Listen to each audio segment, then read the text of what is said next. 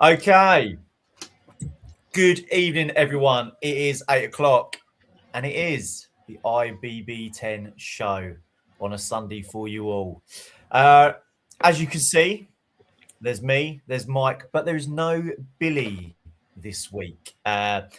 He's got something else going on, so we have decided to bring in the poshest name in football. Would you agree, Mike, for a goalkeeper? Yeah, absolutely. We have got the one and only Rothy's goalkeeper, Monty Watson-Price. Making your debut a little bit early, mate, because I was going to get you in for Hassocks, but how are we? Frustrated after footballing results earlier today. Complete opposite of Mike, but, it's life. You're not going to get everything your way, so just got to try and get back to it next week. Exactly that. Mike, well, we know you're going to be happy because you spoke about it before we went live, but how are you, mate? Yeah, I'm good. You know me, mate. Man United battering Arsenal at home today. Battering City last week. The boys are back. Carrick's at the wheel. Let's go. And Arteta's are back to bottling it again. So, yeah, what a great day. So, do we reckon that fan's finally going to get his haircut? I wouldn't go that far, mate. He's been about 450 days. You know what I mean? So I'm not sure about that. One game at a time, as they say. But yes, as always, we've got a bumper show for you tonight, as we always do every week. But also making its debut tonight is the hotline number, as you can see below. So, as we said last week, and we're saying now, if you've got an opinion and you want to ring through and ask us, or you want to WhatsApp, or you want to voice note, that is the number to do it on. Yeah, and then we'll go from there and we'll answer what we can. But as I have said, be respectful and we'll answer what we can. No silly questions. But Mike, I'm going to hand it over to you, mate, and let you take the lead tonight. Well, cheers for that, Lee. Obviously, a few things have happened since we last spoke. Yeah. We had some managerial departures. We've had a huge game today in Great Yarmouth where Haywards Heath Town FC have done the business, carrying the flag for Sussex in the FA Vars. That they have.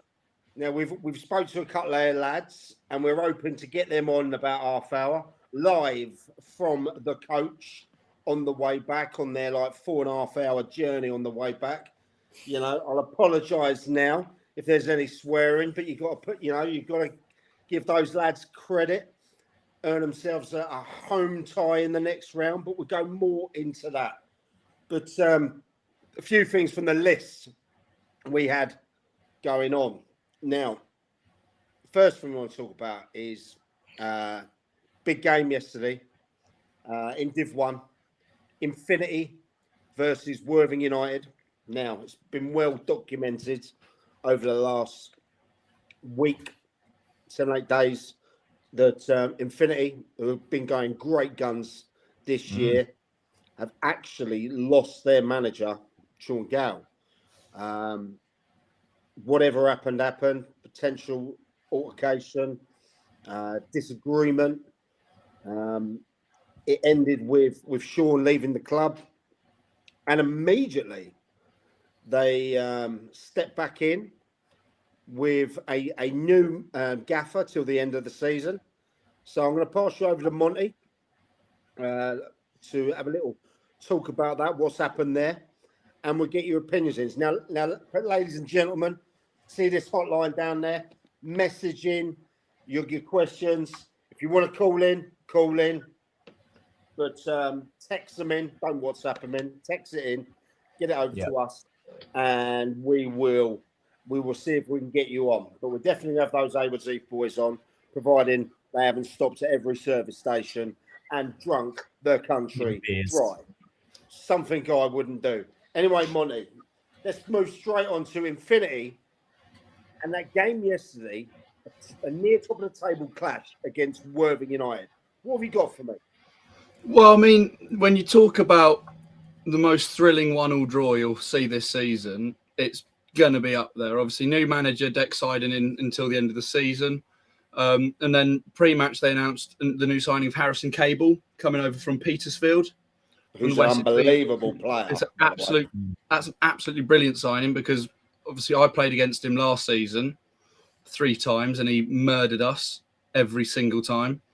So he's a fantastic player and he's a great addition to any team at step 5, let alone getting him in at step 6. And then obviously playing Worthing United yesterday, just looking at the game, they went down to 10 men Infinity after 13 minutes or something like that. 13 minutes. 10 men after 13 minutes? Yeah, 10 men after about 13 minutes. Handball on the goal line. So Worthing United then had a penalty, which was saved to keep it at 0-0. Right. Worthing United then scored to go 1-0 up directly from a free kick, which by Infinity's accounts was an absolute howler of a decision. Obviously, I haven't seen it, can't comment on that. Harrison Cable then goes through 1-on-1 for Infinity and is brought down. Yellow card given. Infinity then miss a penalty themselves. Yeah. For it to still be 1-0. 2 penalty misses in one game. 2 penalty misses in one game. Then later on, Infinity block one on the goal line to keep it at 1-0. And then they equalise through another penalty. 3 pens in a game. 3 penalties in one game. Red card and Infinity getting a point after playing 75 minutes more with 10 men is absolutely fantastic. I mean, hectic. I mean, the week they've had, you know, losing someone as influential as Sean, who has been there, done it. You know, he's took teams to Anfield when he was having them Waterlooville. Yeah, it must have been a massive loss to the club. They must have had players that played for Sean that he brought in, that seemingly they found some resilience there. And after going 1-0 down after that time and to play with 78 minutes, that's incredible. Was it Dean Sherwood that got the goal for Worthing United? It doesn't say. I can have a look. I think it was a Dean Sherwood free kick. Peach, I think, that went in. So there, but where do we see what's going to happen now to Infinity? Are they going to kick on like nothing's happened? Surely, when you lose someone like that to the club, that there's going to be questions asked. And I think, you know, playing against a great Worthing United team, I've seen a few times this year, a man down in the week they've had, you know, that's got to really feel like a win to them. Yeah, I mean, it's exactly the type of performance that Deck would have been wanting out of his lads. Obviously, first time in management, I believe. So it's a really solid performance. But looking at the league, it's already a big ask for them to keep themselves in and around the playoffs because they sit 3rd in the league, but they've played more games than anyone else in that vicinity. I mean, they've played 4 games more than Arundel. Wow. So, and if all the teams below them win their games in hand, they actually drop to 8th. Wow. 8th, which is how close the league is. So, because there's 6 points separates them from 8th, and 8th place have got 2 games in hand on them. Ooh. With that being Selsey. That's a tasty situation for teams to be in. Yeah, and then you've even got Worthing United are only 42 points. So they're at risk as well. Yeah, everyone apart from I would probably say Godalming are in the risk there. But if you look at Arundel, you could say they've got 3 in hand on Worthing United. So if they win them, they then go on to 47 points, 5 points ahead of Worthing. And guess who Arundel have got next week? Is it Worthing? Is it Worthing United by any chance? Or is it Infinity? It's Infinity. Arundel have got Infinity at home next week.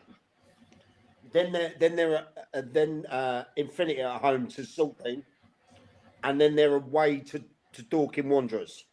I mean, there's 3 big games for that club. Massive game for Arundel as well, because if they go and beat Infinity, there's cat amongst the pigeons, and everyone's got to start looking at them, especially with their games they've got in hand. Yeah, and we know Arundel can do it because they did it last season. They put an amazing run on near the end of last season and surprised everyone. Yeah, they did. I think they lost to, I think it was Forest Row in the playoffs, was it? Yeah. And I believe they were 3-1 up at the time as well, didn't they? Yeah. You know, so obviously the key thing about Arundel is the pitch. Now we've had Chairman Dan Harvey on recently. I speak a lot to Butsy, the vice chairman there, some of the players. Obviously, I used to formerly be there. It gets tough. You know this, Monty. When it gets to about March, early April time, when you've got to play Saturday, Tuesday, if you haven't got a big enough squad, or you've got suspensions, or there's injuries pop up, that can be the difference between winning the league and or even missing out on the playoffs. You know. So where do we think then that Infinity will finish?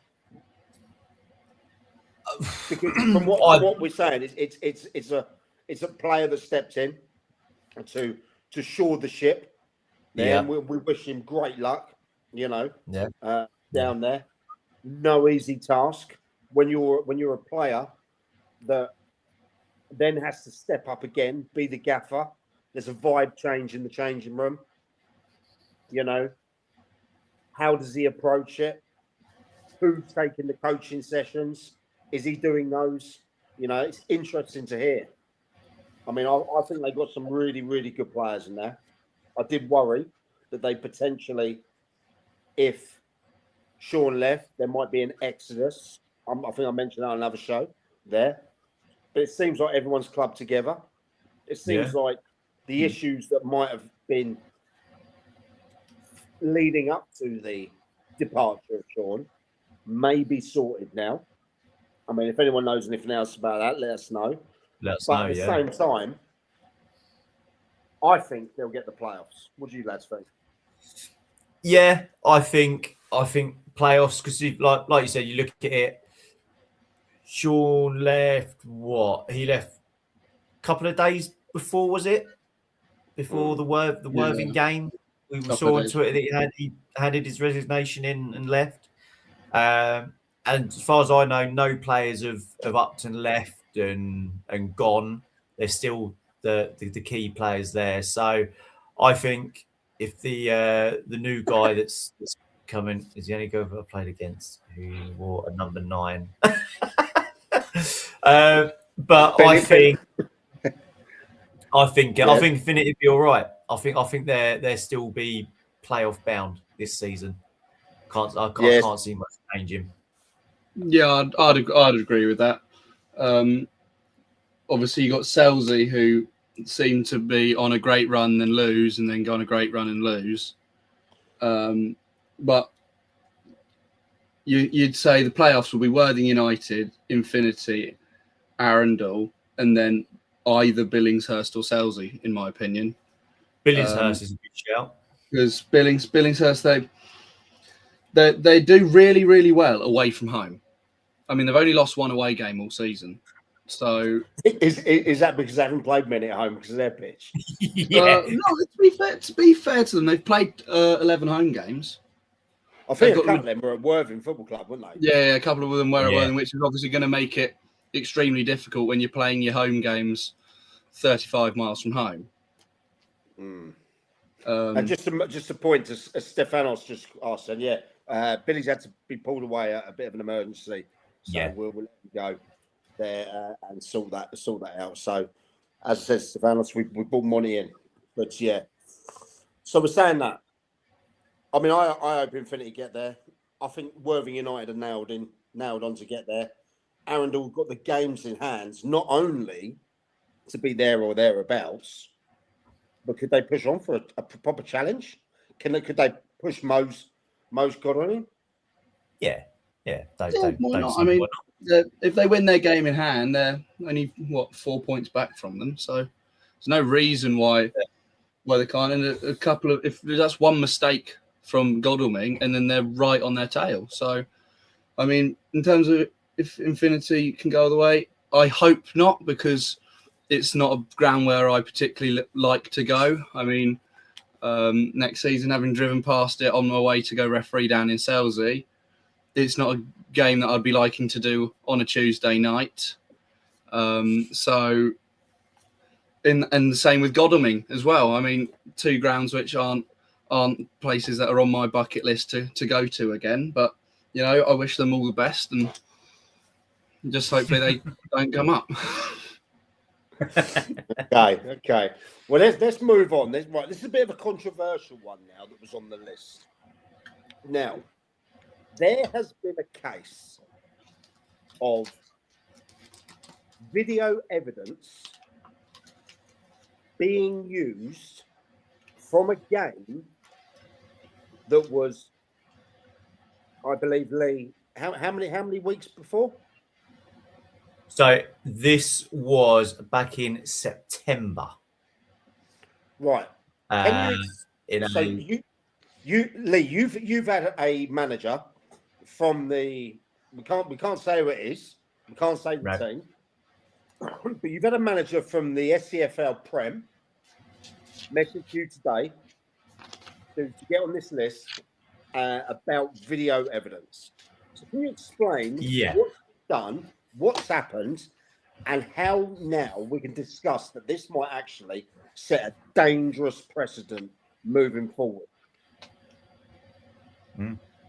So I got a message literally just before, about 5 minutes before coming on the show to get everything sorted and all that. And it was a game in the, like I say, it was Peter Bentley Cup, happened back in September. And this manager said to me that there was a VO that was used because the opposition team's player got either elbowed or something to the eye, got a cut, and it was left at that. And then they found out, I think it was either today or yesterday, that the player now is going to be getting a ban for something that happened in September because they sent their VO evidence in and they've awarded it and given this ban. Now, what I would say is, does that now, at this level, does that one undermine the referee of that game? But also, does that now set a thing of, okay, so every club that has VO, are they now going to start sending that in as video evidence to go, we weren't happy with this, can you look at it? Because then that technically turns into VAR at this level, because they will look at that, the refs will look at it, the association will look at it and be like, yeah, that should have been a penalty, or that should have been a free kick, or that shouldn't be a yellow, it should be a red. It gets to the point of now, where do you go with it? So let's get this straight. Let's get straight right away. There's a game that's happened over probably about 4 months ago. There's been an issue where someone's allegedly been, is it elbowed, I assume? I assume elbowed, yeah. Okay. The player from the other team has had a mark left him, he's been cut, and now that's been now reviewed by the team who had the player injured. And then they've decided now to send in the video evidence to the FA. The FA now have made a decision where they have now banned that player for 3 games. Is that correct? I suppose it would be 3 games. Yeah, sending off, isn't it? So 3 match. Okay. This to me, and I want player welfare aside, and hope that the player was okay and it wasn't too serious, everything like that. But player welfare aside, in that way, this now sets a precedent, because does that mean that you could go through all your VOs, or your instant replays, whatever chosen platform you have, or even fan videos that now get forwarded onto the FA to be reviewed to make a decision 4 months down the line? Now, I've got a couple of questions about this. First and foremost, why was that not submitted a couple of days after? Why is it now only come up when we're in the last week of January? Yeah. Also, what's the referee's point on that? It's easy to miss elbows. I've been on receiving ends, and I've accidentally done it when I play. Okay, you jump up. It's easy to do like that. However, can you think of another incident where this has happened with the FA? Yes. At our standard. Yes. Money, go on. Oh, no. It's just gone around social media recently, hasn't it? In Wales. Is this the lad? Is that from the punched? Yeah. That was obviously that was missed by the referee on the day. It was then went around social media, and he's been arrested and banned. So I can think of that's one example. But apart from that, most of the examples I can think of are from Wales.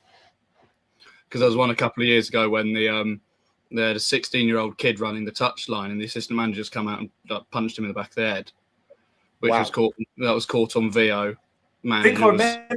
Yeah, he was subsequently banned. Yeah. Ian, Locks was in. Oh, there we go.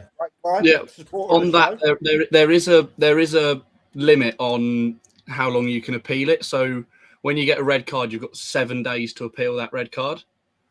Okay. And then obviously for a red card, you have to prove that the referee's made a clear and obvious error. So obviously the use of a VO there, you can show, look, clearly the player's not done what he's been accused of doing, overturned. But I've never heard of the FA overturning something 4 months later. Here we go. Just got a message. So it was investigated since November, but only now decision's been made. Okay.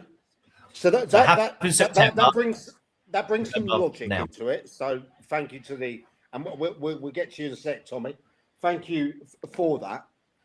That makes a bit more sense now, because the question is now, why has it took 2 months to make that decision? Money, you yourself, for people that don't know at home, you're not only a player, you're not only a coach, but you're also a referee as well. Okay? Can you just quickly take me through the process of why that might have took over 2 months? All right, you take a few weeks out for Christmas and things like that. So you've got a big backlog currently. So when something like that happens, it will get submitted to the FA. The FA will then produce a charge. They'll then decide whether or not. Then they'll ask the team that has appealed it. They'll ask for any video evidence. So the video evidence will come in. They'll have to review it, and then they'll have to decide what they'll have to speak to the referee and the assistants to see what did they see anything in the game. Because if they've seen it and said, I didn't think it was bad enough, then they'll probably stick with that. And then obviously that can take time, trying to contact the officials, speak and set up proper meetings. They'd have had to hold overall discussions as a county FA and as the FA overall for disciplinary to decide whether or not the player's guilty, and if they are finding them guilty, what punishment they can give. Because obviously when it comes to this, it sounds like violent conduct, being a 3-match ban. So obviously, when it comes to violent conduct, the FA can actually give out harsher bans. So Right. it's the same thing with when a manager gets sent off, it goes to a disciplinary commission, and then they decide whether or not they want to give them a standard ban, or if you've got previous history, they can give you a bigger ban. So it's got to go through that process as well. It doesn't normally take so long since it's been started being investigated. Obviously started in November. That's still 2 months near enough of investigation. So it's quite long. But you know, it's not surprising due to the amount of stuff we've had going on this year, and thus the sheer volume of, it seems, red cards across every division in the Football League and into What, they've non-league. increased? There's been so many red cards this season, so many. I mean, Are you talking more than the norm? A big uplift in red cards. Quite a big uplift in red cards. I mean, even for Roffey, games we've been involved in, I think there've been 8 red cards this season already. And I mean, it's the amount of red cards I'm seeing this year is insane. Even myself as a referee, I've already given more red cards this season than I did last season. Why? What's changed that you've given more red cards? Are you being told to focus on different things, or has perception changed? Tell me. We've not been told anything different. We're still based on the same stuff we were based on last year. But from my view, people are getting more reckless. The tackles, they're not being smart. They're just being thick footballers. They're going. What do you mean by being smart? So they're just going in. They're just going in. So when you're smart, you'll smash somebody, but you'll do it. You'll get the ball, and you'll just pile drive through the man afterwards. Most people this season are just going, stuff the ball. I'm just going to go hurt the player. So they're not playing the game. They're just trying to hurt people, and then even people, and the level of dissent as well this season's gone up exponentially again. But the referees this season are taking more action against it. So even if you look in the Premier League, 2 weekends ago, I think it was, I counted 11 yellow cards for dissent in the Premier League in one weekend. I've had another manager just messaging. Good guy. Well, again, won't say it is, but he's also in from the Prem. And he said, VO is pretty much the only way you can successfully appeal a sending off. That club alone have had to buy one this season as they felt they were being harshly treated. And they've even been successful in the appeals as a result of it. Yeah. So thank you to who just messaged me, and he knows who he is in there. Good luck for the rest of the season, pal. So what about the teams that haven't got VO? Monty, in your league, how many do you think have and haven't? More have than don't. God. Sorry. More have than don't. Yeah, more have than don't. I mean, just going off the top of my head, you look at Haywards Heath have one, Stenning have one, we have one, YM have a huddle, Pagham have one, and that's just literally just going off the top of my head. Seaford as well. So loads of teams have got VOs, which obviously is used for analytical purposes, which is what we use the majority of our VO for, as most clubs. But it is the only way you can get a red card overturned, because to get one overturned... Is that now unfair for teams that don't have that? I'd say yes, but otherwise you're just going off of somebody's word. So you're going off of the referee's word against the club's word, and the club will always say he didn't do it. And the referee will always say they did do it. So you've got to prove that the referee's made a clear and obvious error, like it is with VAR. You've got to prove there is a clear and obvious error, and the only way to do this is with video evidence. I mean, I know Ian was talking about it earlier with his red card they got overturned. I saw that. I've seen what happened, and it was correct. There was no red card there. They appealed it. Really Right. sorry, mate. We've got the Okay, lads. caution, boys. Just gonna Boys. just jump in the lads. They're joining us now, live in what looks like a. Is it the coach? Yeah, it's the coach, mate. Yeah, it is, mate. Yeah, how you doing? Yeah, how you doing, mate? A bit lively on the He's one of our own. He's one of our own. George Staples is one of our own. Yeah, it's a bit lively, isn't it? George Staples. Can someone shine a light on me? Can you shine a light on me? Can you see it now? Boys! Yeah, okay, there you go. Can you hear me now? George, firstly, George Staples, how are you, brother? Yeah, good, mate. Yeah, not too bad, thank you. Firstly, congratulations, mate. Carried the flag for Sussex with all those boys on there. Talk to me about the game. Yeah, mate. We dominated for 30 minutes. Chalet done what he done, scored a good goal. And then it's already let off a little bit, but the last 10 minutes was a little bit squeaky bum time, but there you go.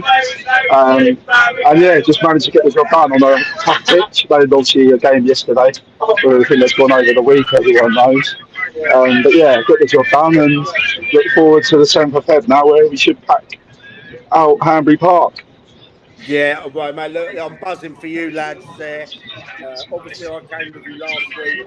Obviously, yes, we did, mate. That got missed out on. I thought last week you were class above them. I really did. This week, I hear you were working like. Yeah, I think today was the same, to be honest. Chalet obviously scoring goal, and to be fair, today they didn't cave in. They lowered it hard. But yeah, the same today, really. George, you take the 10 camera and see the boys.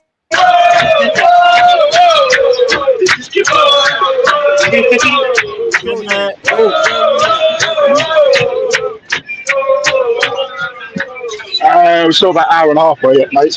So yeah, still got a long way to go, but all better when you win, isn't it? He was the his one.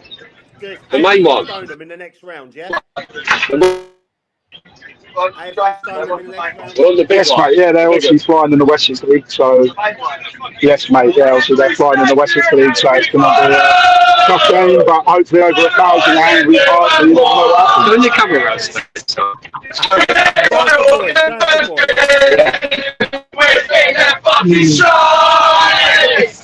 And when we score a goal, in the sun or in the dark, you can hear us singing from the center of the door.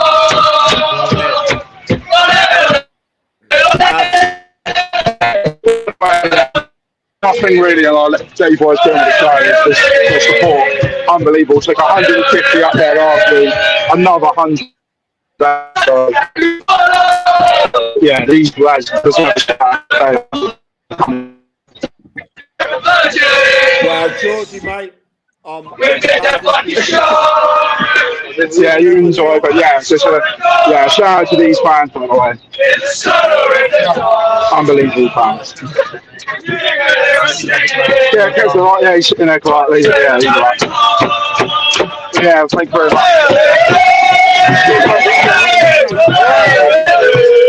Cheers, boys. Yeah, cheers, mate. Good luck. See you later. See you later. See you later, mate. See ya. Oh, bloody hell. So this is what football's about on those kind of days, isn't it? You know, so obviously they're through now. Absolutely. Let's have a quick chat about them. Okay. Obviously, I was there last week. Crazy game. Got called off because of the fog in there.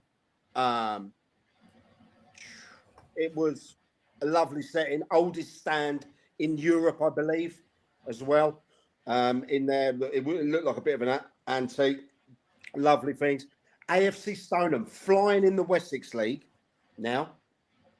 Moving forward, how far can Haywards Heath Town go?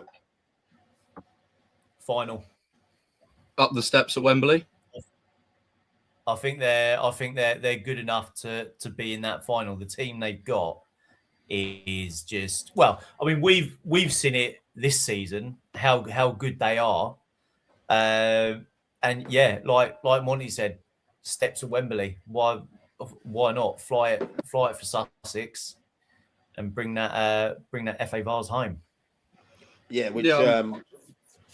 go on, Monty. I mean, I've experienced it too many times this season for my liking, playing against Haywards Heath. I mean, 4 times now, and we've got them again, still to come.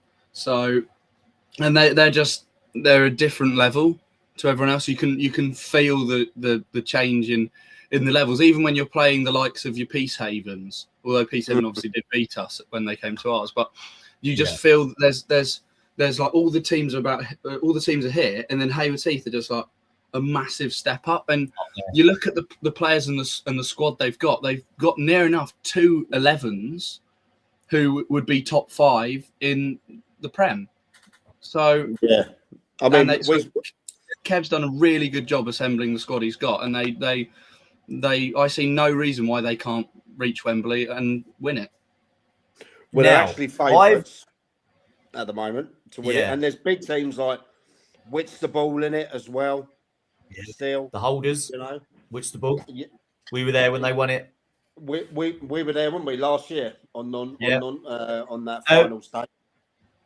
One thing I want to say, and I heard yesterday, and if there's any Haywards Heath fans that watch, I could be completely wrong, but I've heard that they've signed, is it Brendan O'Neill from Burgess Hill? No, I've heard that as well. Brandon O'Neill. Brandon O'Neill, the Burgess Hill captain. I've heard that he could be going there. Yeah, what a player he is if they do get him, and that's true. I saw him play a few times. I can tell you it is true because he's registered on the website. Well, if that is the case, on full time he's showing as registered for Haywards Heath Town. So that's a good question. Let's address this. Non-league, good support of the show, good guy. Let's address this. A lot of hate was thrown both ways, really, with clubs.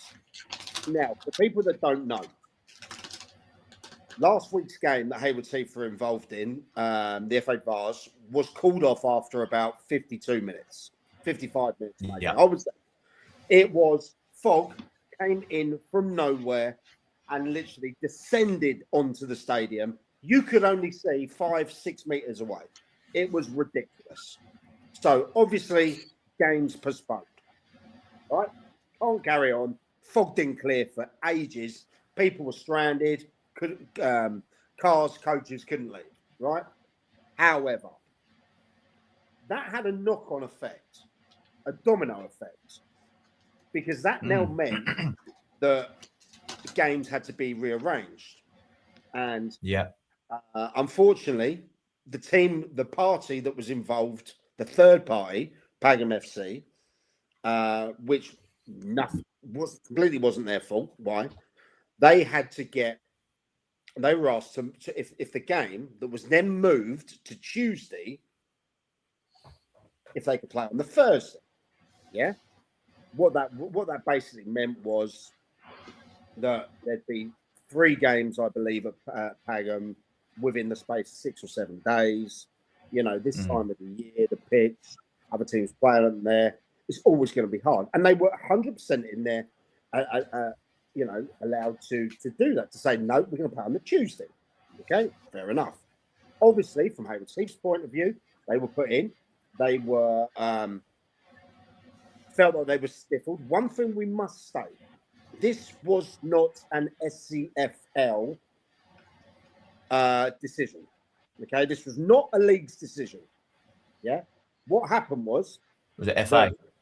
The FA, because this game today that they played should have been yesterday. Okay. However, Yes. Great Yarmouth ground share with another team, I believe from Step 4, possibly. And for some unknown reason, that game took precedent over the FA Vars game. Okay?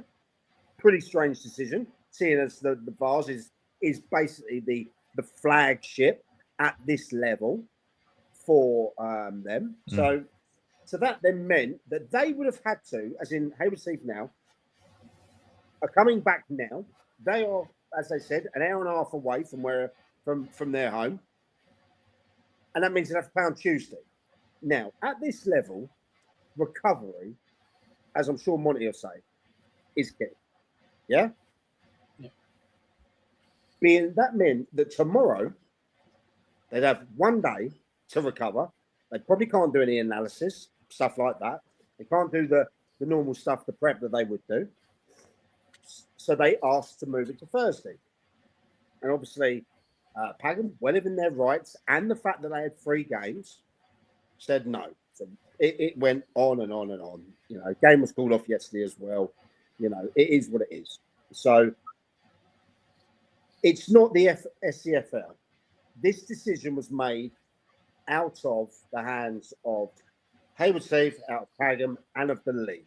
All because another team ground shared with Great Yarmouth. You know, unfortunate, bit flying back and forth online.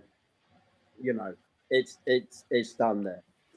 Now, obviously, Liam's got a point there. Sure, if the league could have moved Tuesday if they'd liked, it was the league couldn't do it. It wasn't their decision there. That's all. I've had that verified by the fee. You know, it's just one of those things, isn't it? I mean, Monty, what's your view on it? Well, I mean, it's an interesting one because, I mean, going at it from our point of view, if we were offered the chance to play Hayward Heath 2 days after they made that long trip, we'd snap your arm off. So, and I'm sure Pagham, that came into their mind, thinking Hayward Heath might not be at 100%, which with the way Hayward Heath are playing, you'll take anything other than 100%. The argument you can make in terms of Pagham is you look at Bank Holiday Monday games. You play on the Saturday, you have the Sunday off, and then you play Bank Holiday Monday. So you get the 1 day rest there. Yes, it's a slightly longer journey, about 300 miles longer. But and that's a savage journey, by the way. I know it's a horrible journey up that way. I've done it. I've gone up that way too many times for my liking. But you look at it like that. But then my strange thing is, what game was played yesterday that takes precedence over the FA Vars? Because agreed. I don't know if it was a league game. From what I was last told, FA competitions take precedence over league games. Yes. So then the Vars should take precedence over that one. Yesterday? I don't know. I don't know who they ground share with. So it's a team from, I believe, Step 4 in there. It's a team from Step 4. Don't know what the team is. I have been told, but it's just one of those things where those FA games should obviously take priority. And for the same time as well, right? There was a lot of people that bought tickets for that game last week that had to again today pay again. Now, we were told, and this is no slant on Great Yarmouth at all, because, you know, they all told us, keep your tickets, or they were giving us little like raffle tickets. Keep your tickets, you get them refunded to go again. Bearing in mind, your coach travel as well, the cost for that. Yeah, I believe. Shout out to Sean Vermenegger out there. He yes, he helps, I saw that. He helps with the cost there. Yeah. Shout out to Big Sean, cracking guy. There's a double. I heard it was a double decker one as well. Was it? I don't know. Good job I went on there, to be fair. But at the same time, again, these fans had to pay. Well, the hotline's blowing up now, lads. Oh, Okay. he's So someone's just jumped in. Okay, they haven't put their name, but I'll read it out anyway. The game between Pagham and Haywards Heath could have been moved another week. Both clubs still have Saturday, the 7th of March, 3-2. There's even an offer of a reversal, so Haywards Heath didn't have to travel. And then Pagham would have been at home on the 21st of March. Interesting, that is. That is interesting. I Very mean, what I interesting. think's like here, and thank you for messaging it, whoever that was, you know. I think what he's lacked is a bit of common sense from the FA. Yeah.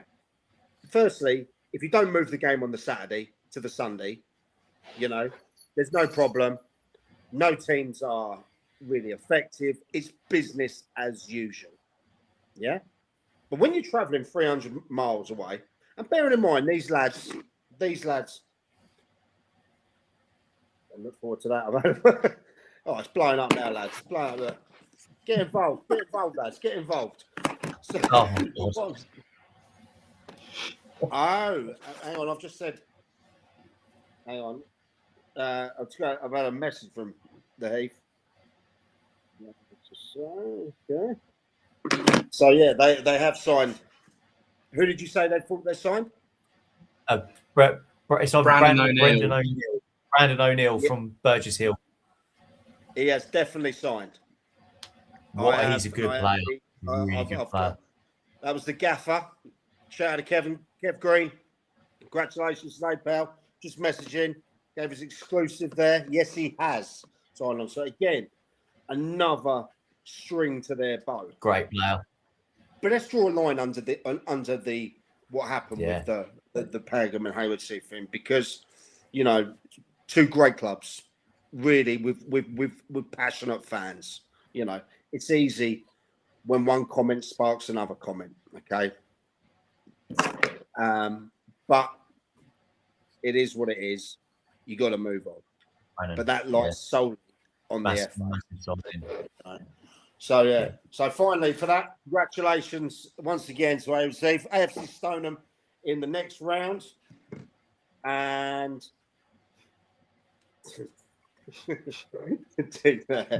AFC Stoneham next round. And I'll tell you what, I fancy him. To go on there, and everyone knows I had a cheeky little bit of 7-1 when it popped out stupidly on a drunken one. So yeah. And you didn't get to let your flares off, mate. Yeah. See, I did. Your flares that you bought. I thought I bought some flares, and obviously there was enough smoke in the air anyway, mate. So it would have looked mad. But anyway, moving on. What else have we got? What's been going on, lads? Yes. Right. So, as we have heard, and it is on social media, East Grinstead have lost their manager. He has stepped down. Grant has stepped down from East Grinstead, with Andy and Curtis Gaylor taking over for the rest of the season. So what I want to ask or put out there is, one, why? No, they're not having the best season. It's going to be a real mountain of a climb to get out of that relegation zone with the points that they're on. But where do they go from here? And from our opinion, why did Grant step down? Okay, I'll get my little bit out before Monty does that. Firstly, I want to put on the record that obviously Grant Hearn is a fantastic guy. Yeah, you know, I personally really like Grant. He's been a supporter of what we've tried to do from day one. And me. I actually interviewed him and Andy when they left Forest Row. It seems like I give people the kiss of death, you know, in there. He knew, and bear in mind, Grant and Andy, intelligent, successful blokes. Yeah. Okay. He knew the magnitude of what he was getting into. Right? He also loved the club because he'd been involved in it many times before. You know, that was, I think, was the driving factor of him leaving Forest Row, testing themselves at a club that they've had. I think they've been at the 23s, at the 18s, and maybe played there before as well, stuff like that. So they knew what kind of challenge they had ahead. One thing they didn't really potentially think is what happens if it does go wrong. You know, Forest Row picks themselves up, dusted themselves off. You know, new gaffer there's doing really well. Starting to get his team in. Yeah, I'll come to that. It must be hard when you take on a challenge like that and it doesn't go to plan. You know, I think we mentioned with Billy last week, you know, at what point do you say enough's enough, prepare for next season? Yeah. I think there's managers, there's players, and certainly the board that have to be realistic. They're obviously they're still not down mathematically, but I think they've lost a couple of players over the last couple of days as well. Credit to Andy for carrying it on, and Curtis Gaylor for stepping up, because I tell you what, Curtis is a really, really good guy. You know, he was really looked up to at Forest Road when he was there, made the big step up, a guy that can certainly play at that level. He steps in now. Is it a case of making the best out of a bad situation now and seeing if it's salvageable and building for next year? Or do they still think that there is a chance? Because mathematically, of course, there is. What's your thoughts, lads? I mean, there's them. They're not mathematically down, but when you look at it realistically, it's nigh on impossible. I mean, obviously, with Grant leaving, Louis Theopanis, obviously he's gone. He's gone back to Merstham. So and he's a hell of a player. He was arguably their best player. He's a good player, yeah. So I mean, he's a big loss. And I just looked at before the show started. I had to look at the 30. So Grant oversaw 13 games as East Grinstead manager. They lost 12 of them, drew 1, scored only 10 goals, conceded 50. So, I mean, it's not exactly a big motivation booster, is it? I mean, you're on aggregate, you're getting thumped every week by about 4. So, I mean, and they're a big club. East Grinstead are a big club. They're a big club. I mean, they're a team that personally I've never actually played against.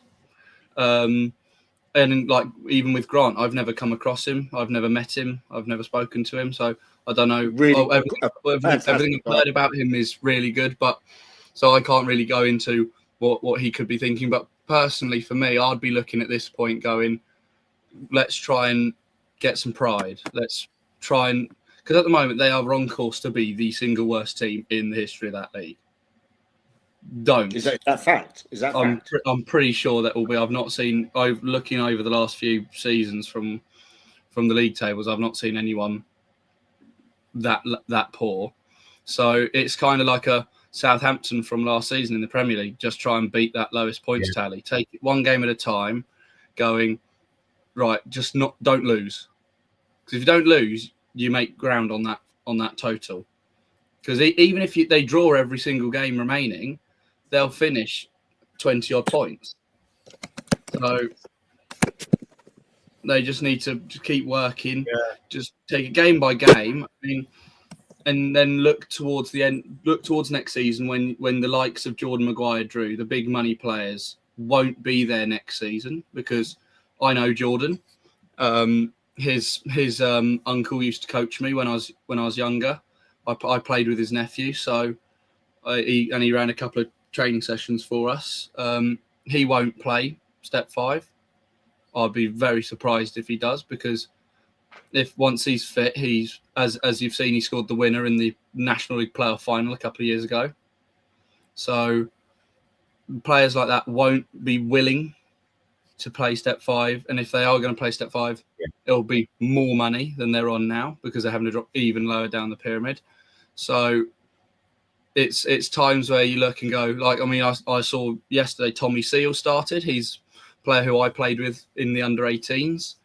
Look to getting them game time, look to building them up, so when they inevitably do get relegated and they're into step 5, they've got players who are younger, getting paid less, who are ready to just kick on and try and be like a Stenning, try and push back towards step 4, and not be in a Lancing situation where you're having to get a whole new team in 4 months into the season. And with Dale going in there with the really young team he's got, they will be a good team. They are a good team. I mean, but they'll take time. You don't want to be coming down, having such a bad season, starting again in the first few games of the next season is a loss. That's not what you want, especially for the fans who've had a really hard time of it over the last year and even into last season. You want to next season kick on, start again, like draw a line under this season, go, right, that's done. We are new. This is back to being the East Grinstead we know. Get back to step 4, because it's a club that should be in step 4. You look at the ground, you look at the players, you look at the history. They should be a step 4 team. They shouldn't be anywhere near step 5. But yeah, it's just not been great for them of recent.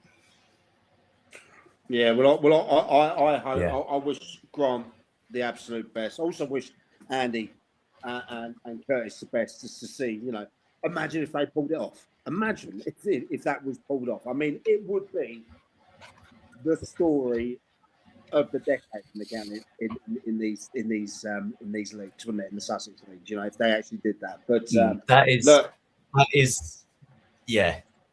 And until it's mathematically impossible, we wish them all the best. You're still backing them, aren't you? No, I just don't like relegating anyone. And till it's done, and that was Copful.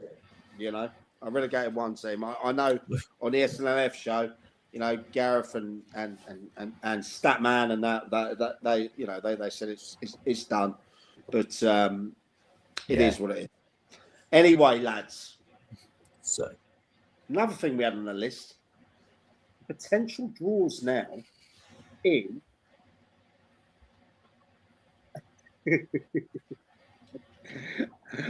Mate, we're talking about bets. Look, it's not talking about bets. I went to the Dogs last night and I lost 71 bets in a row.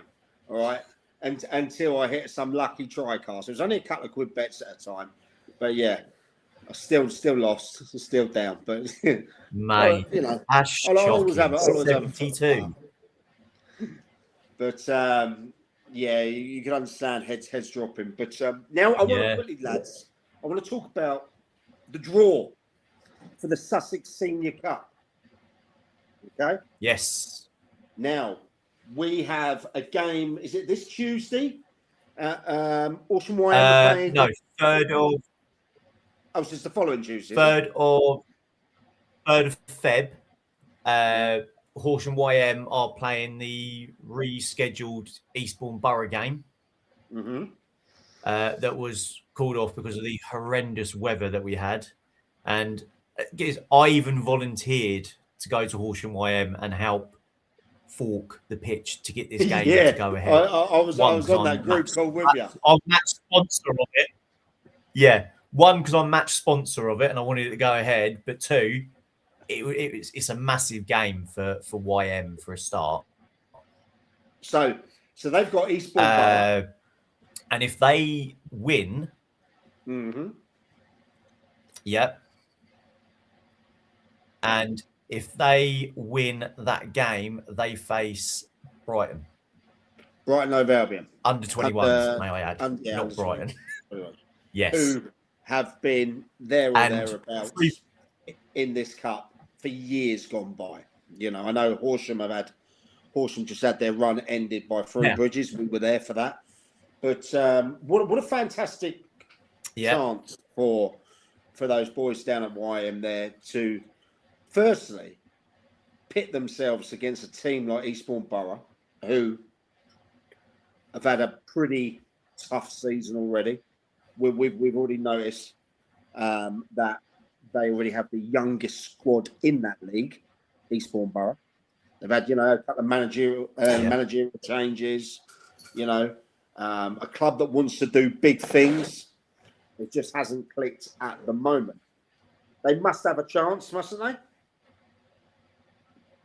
Oh yeah, absolutely. They've got a chance. The way Borough are at the moment, they're in their league, in National League South. They're fighting relegation. They are in a relegation battle, so that is going to take it out of your players as well. Which, but is this again? I'd say distraction. Is this cup a distraction for them then? Absolutely, it's a distraction.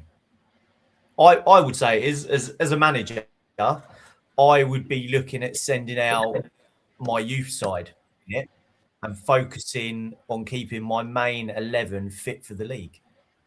Obviously nothing against YM, but as a manager, that's what I would look at. I go, right, Sussex Senior Cup. Let's play the youth players, give them some game time, and keep the main 11 fit for the league games, because really Borough, they don't need to be going down, because that is going to hit them financially massive. And am I right in saying that Eastbourne Borough at the moment, they're a full-time club, aren't they? Yeah, they are. Yeah, they're full-time. So for the people who don't maybe get what that is out there, they're in 5 days a week, won't they? Yep. They'll be a Monday. They'll be a Monday through Friday, game Saturday, rest Sunday. So, whereas if you look at Worthing SC, for example, they're still part-time. There's a big difference in being full-time and part-time. There really is. And I think on that Goring Mead pitch, that can get it's got a bit of a slope on it. It can get a little bit tacky, underfoot, especially if you've had a bit of weather. It drains well. But if they go in there and maybe they get a bit more physical than what probably you're not so much used to in the National League South there, I think they've got every chance, especially if that crowd gets behind them. You know what it's like, Monty. What are you, like a few miles up the road from where they are at Rothie? Yeah, you're in a catchment area where you've got yourselves, you've got Horsham, you've got YM, you've got Broadbury Chief, you've got Crawley Down just up there as well. Three Bridges, all in the same area, and you've really got the same 2-3 teams, being Bridges, being Broadbury Chief, Horsham. They're going to look for those core bits of players, and you've got your lads underneath as well. No disrespect to that; it's just the level that it is. Okay. Yeah. What's your honest thoughts? How do they approach the game? I mean, I'd say YM have got any chance. I mean, I played there. I played for YM a couple of years ago. No, I don't. I mean, I don't dislike YM. I don't like them. It's the shouldn't, but you shouldn't, because you're in a rival team. It's the local rivalry. I'm not gonna go around saying YM are my favourite team, because they're not. So I mean, I'd love it. I'd love them to beat Eastbourne. I mean, it'd be great for the SCFL having a team in the semi-final. It'd be brilliant. It's a result I'd love to see. I'll be at the game. Come down and have a watch. But if I was Eastbourne. If I was Eastbourne, I'd take the competition seriously, because I can remember speaking to people. You get a few powers on your first day, aren't you, Monty? I can remember speaking to people 2 years ago when they had that hard season under Beardy, and then Adam Murray took over. They wanted to win the Sussex Senior Cup. Going, it's been a shite season. But can we put a silver lining on it? Can we get some silverware as like a? Because if you're Eastbourne Borough fans, you go, we've had a horrible season in the league. You go to play a team 3-4 divisions below you, and you lose. Like, that could take everything out of the fans. Any hope they've got left could be drained out of it by losing to a team. No disrespect to YM at all, who are worse than them. Because you look on paper, Eastbourne Borough, they are full-time professionals. Absolutely. Full-time I don't think anyone's... the YM players, they work 9 to 5 and then go to training. The Eastbourne Borough players have finished their day's work of training by the time the YM players have had their lunch on their job. Yeah. So, I mean, it's day and night. David versus Goliath thing, isn't it? It really is. It really is. But I think on the YM pitch, it's a place where obviously, like I said, I played there. It's a place I know quite well. It's a pitch that can make teams become unstuck. I mean, they're really good at what they do. They're very well drilled. Obviously, Giles, he's brilliant coach, brilliant manager. He's got everyone on the same hymn sheet. So, I mean, I wouldn't write it off by any means. I'd love them to do it. So, yeah. And obviously the golden carrot.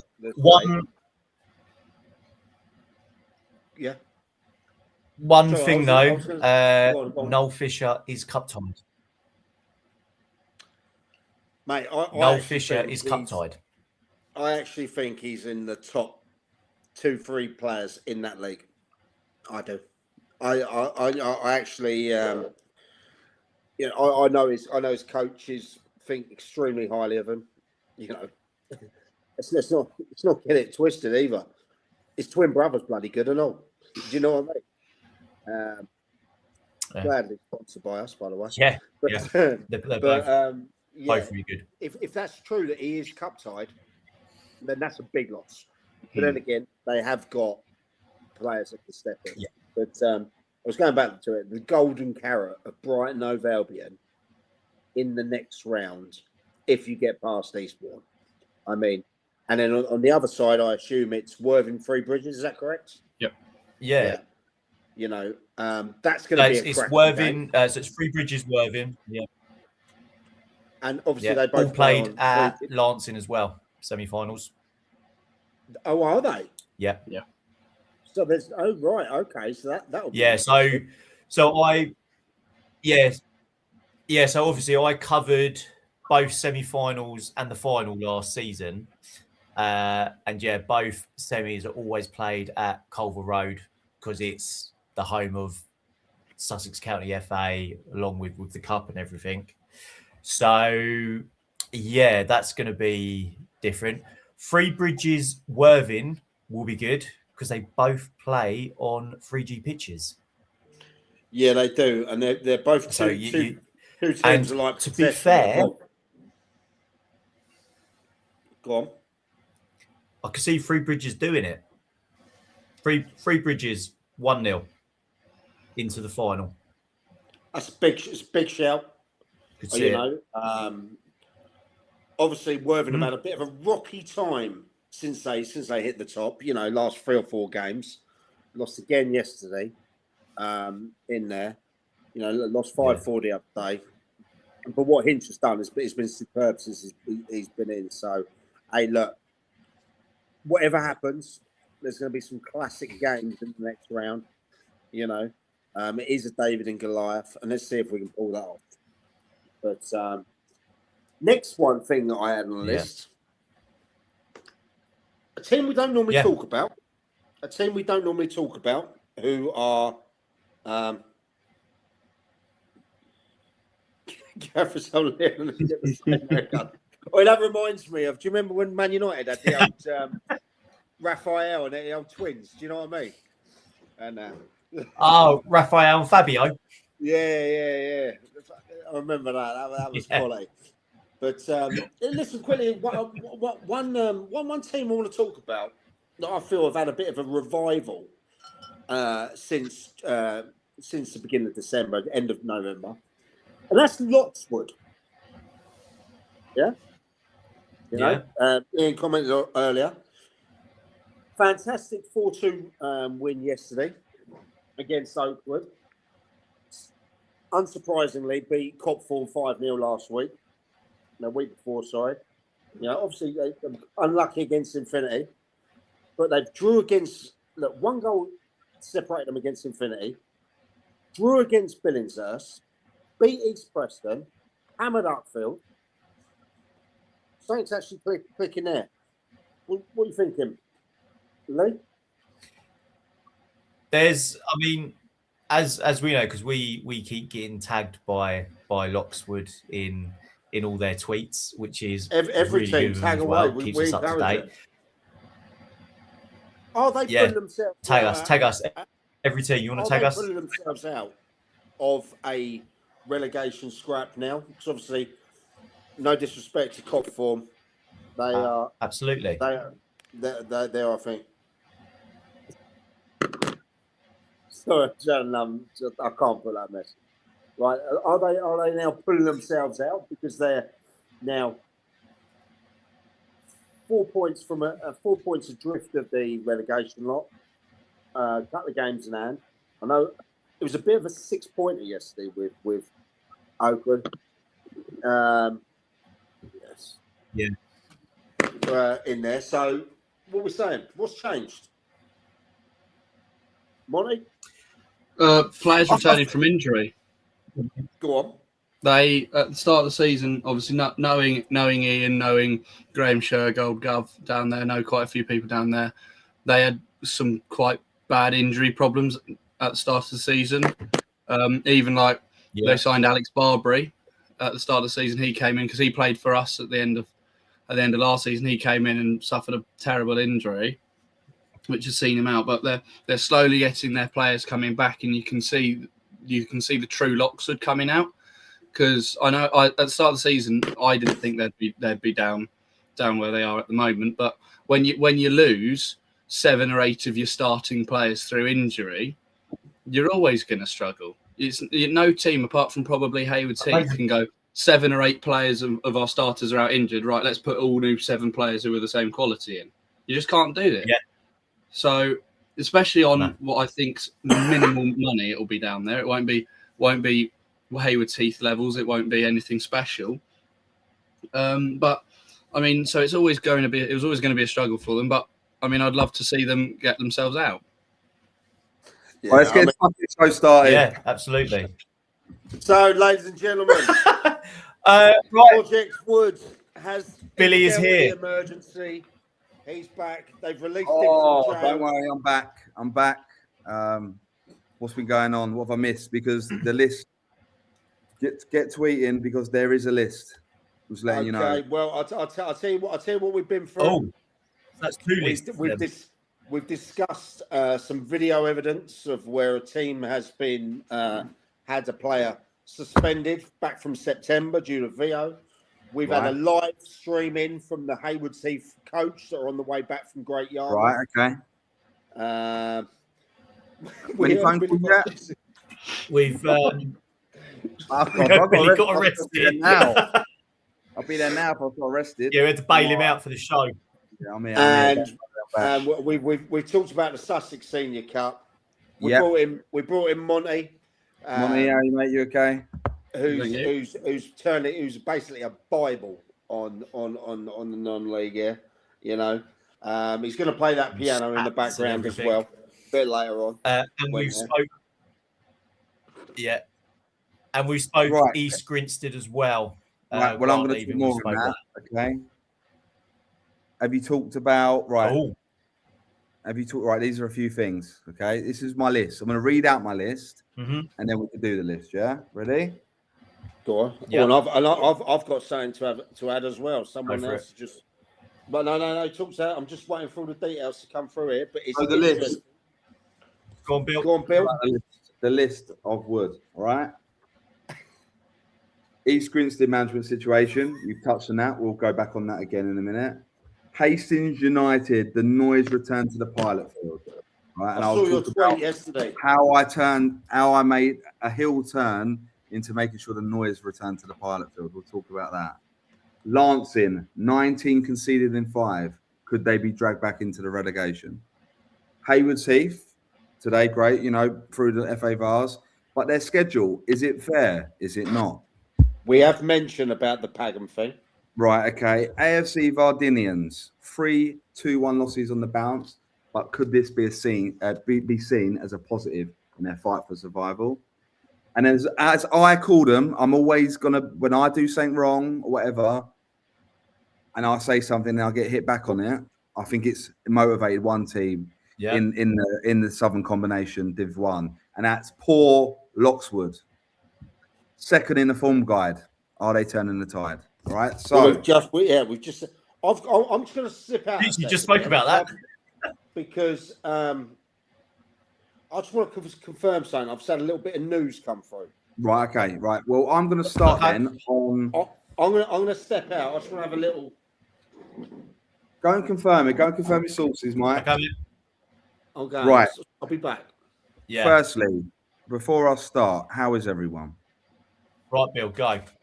Is everyone good? Yeah. Mm-hmm. Yes, really well, mate. Good. Yeah, daughter's 14th birthday today, so Love that. It's all good. Right, East Grinstead. Right, the management situation there. What did you guys touch on before I add? So we obviously, I just touched on obviously Grant stood down, and obviously Andy and Curtis Gaylor are now at the helm, taking charge from there. But that's sort of it. And then Monty gave the stats of the form guide and everything like that. So over to you, mate. Right. Well, look, the stats are obviously bad. Reading Monty, correct? Yeah. That's one way to put it. I'd put it horrendous. Horrendous, right? Yeah, I was trying to be nice because I'm an hour late. But yeah, fucking shocking. A lot of money spent, regardless of what anyone says. A lot of money spent. A team of superstars put together. Yeah. Didn't click. Like, a lot of egos, Don Bowes, a few other players who been around a few clubs and what have you. Grant walks, right? So Grant's gone, correct? Yeah. Andy's still there, correct? Yeah. It's understood from everyone in football that Andy is the cash and Grant was the coach. Curtis Gaylor stepped up now as his assistant. I understand he was doing a lot of the training sessions anyway. Yeah. From a source close to that's what I've heard as well. The Gaylor camp, right?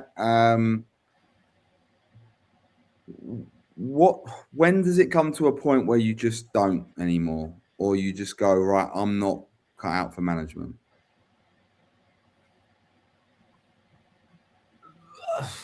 I mean, I suppose it's when you've taken over a team and you're on a run that you're on.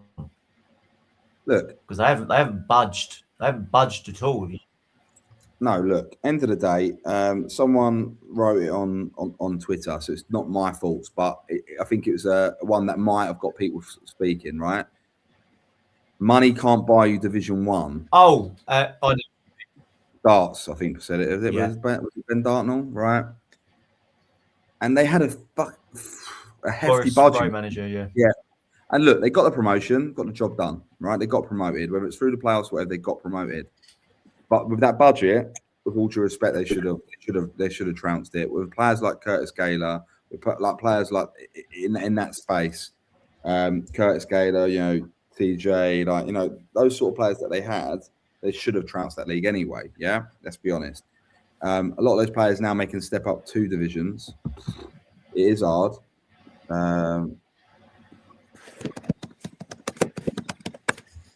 I think, if I'm honest, it's a step too far for these people. A step too far. And I think it's not like it happens, but I think if Andy's really got the right intention, and he's putting the money in and sponsoring the ground and stuff like that, go upstairs and be a director of football and bring someone else in to manage it. That's my opinion. Like, rightly or wrong, that's my opinion. Yeah. Not bad. Well, I've just got a Yeah, little bit of absolutely. If you're looking to invest heavily, then go on, Mike. You've got that confirmed. Go on, Mike. What was it? Go on, jump in. Right. Mike. Exclusive right off the bat. Only 20 minutes ago, 15 minutes ago, we were talking about Sean Gale, Infinity manager, former Havant and Waterlooville manager that took his team to Anfield. Yeah. Is going to be back in management and coaching. I can't say what club, but it's Div 1, the same league. I know. I can't say what club it is. Okay. It's got a castle, isn't it? What? I can't say what team it is, but I've just had that person on the phone saying they are coming back imminently in the same league. Now, what kind of a story does that tell? Well, it tells that he wants to get straight back in. He don't want a break from getting punched in the face. That's what that tells me. True. Yeah. True. Exactly that. It might shock when it comes out a lot of teams in that league as to the team he will allegedly, well, the source is very, very, very, very reliable. Are they in the playoffs right now, that team? I can't say because that might give it. Come on, Mike, come on. Open up the can. Come on. Send it in the comments. Go on. and look, all I know is he is coming in to a team. Let's just say, put it this way: he's not coming into a team that's going to be in a relegation spot. Arundel, well done. Right, we're moving on. Right, no, it's not Arundel either. Oh, come on! I thought it was going to say. But yeah, that'd be interesting. When that hits, that might be the difference. Okay. All right. Nice. Worthing. Okay. Okay. So like these I know they have been getting battered on here, and they're getting battered every week on the pitch as well. I just think, you know, cut your financial losses. A lot of those lads. Oh.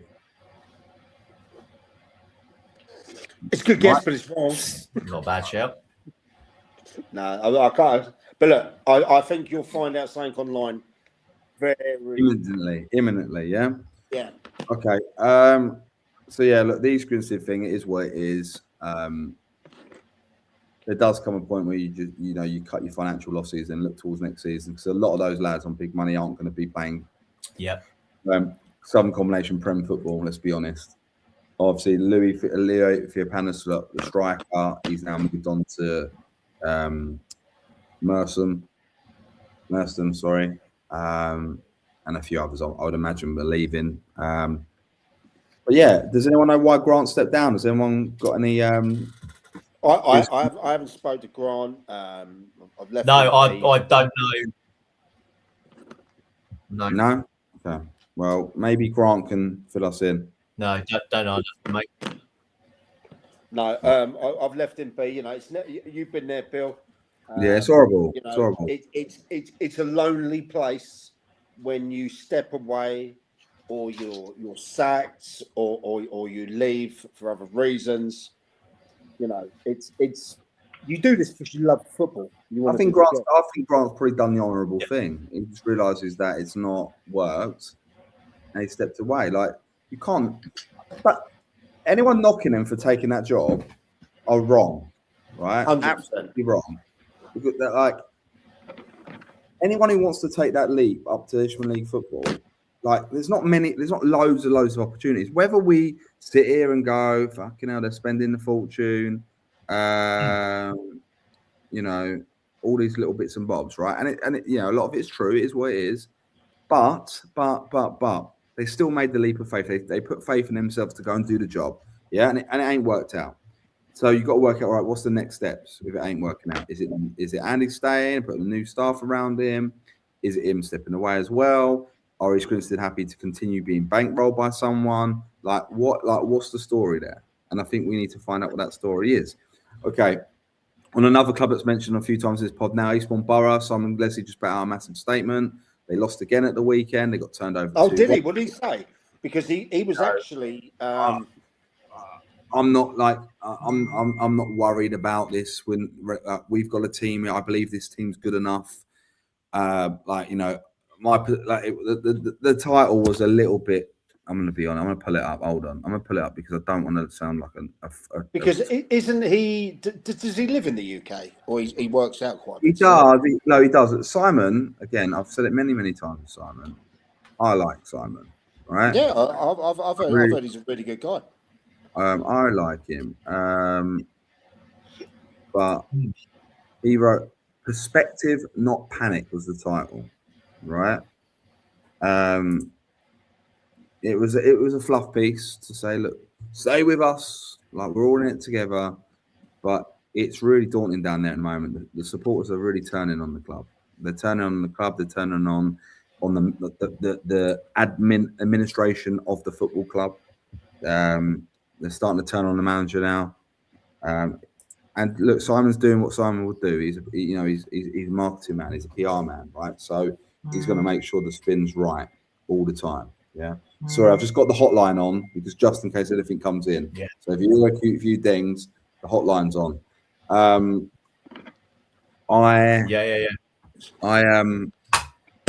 wonder what happens if that club goes into Ishmael League football. You know, there's been rumours of secret try like they're trying to sell the club here and there. There's been a few listings put up and taken down when found by the fans. There's been a few, just a few things like that make me say that maybe like the needle's gone out of it a little bit. But then Simon will be out there looking for investors to push it forward. You know, have they been well advised? Was the full time based by the coast? When you alienate a lot of players that want to play part time and still earn good money working and playing National League South football at the right time, at the right moment. Like you got people have got to be held accountable. And I think the fans now are getting to the point where they want ahead. You know, and that's not bullying, and that's not people. I don't know, like being wrong. Like you're judged on success, correct? And all that money he's pumped in, Simon don't do relegation scraps in 3 years.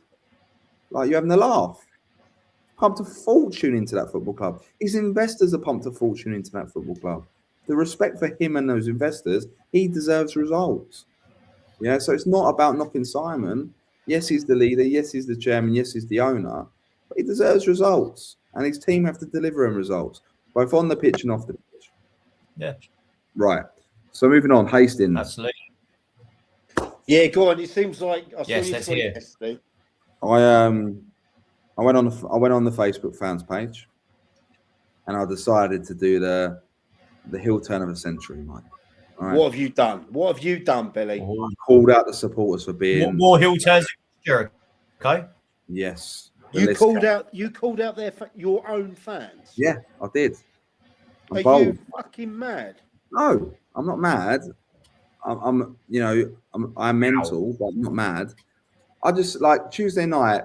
We were dreadful. Like Dave won't want to hide it. We were dreadful, right?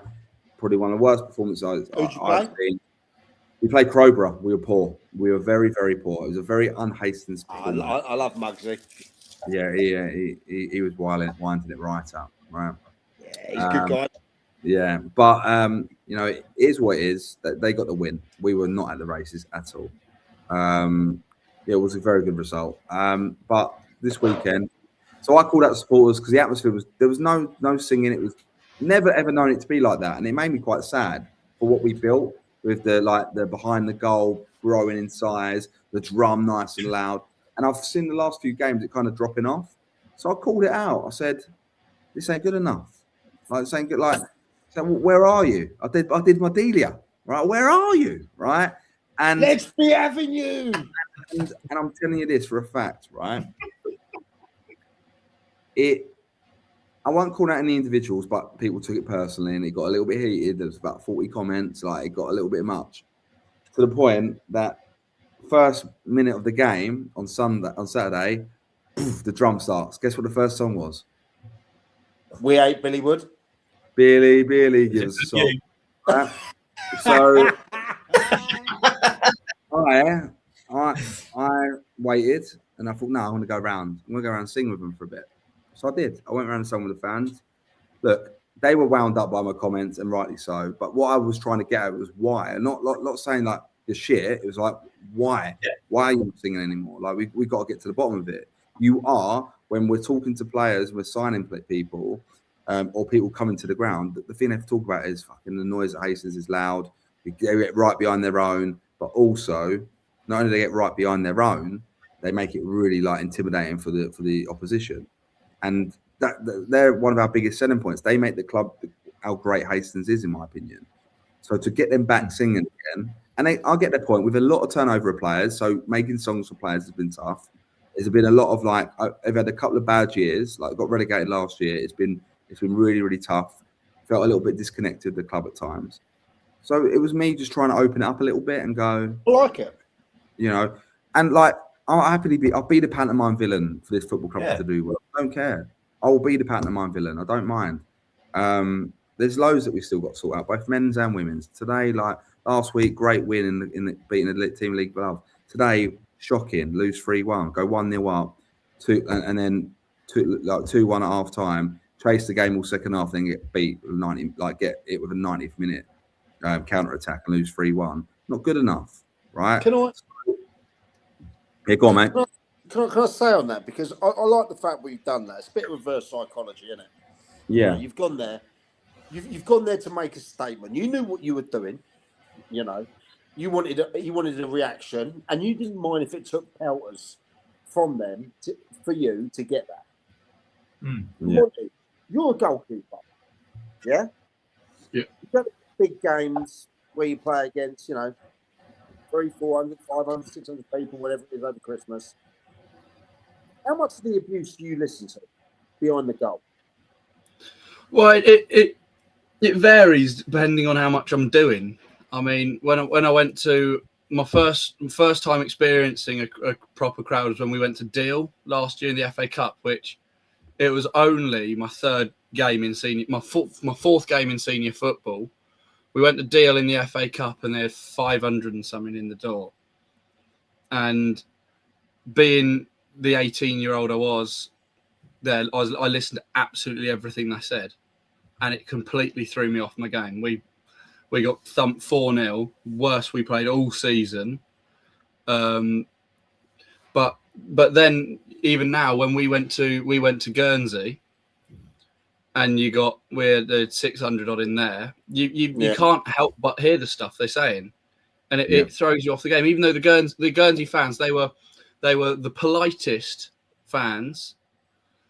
I mean, myself and my entire defence being invited onto somebody's stag do. But I mean, they put you off when you're there, and you can't drown out everything.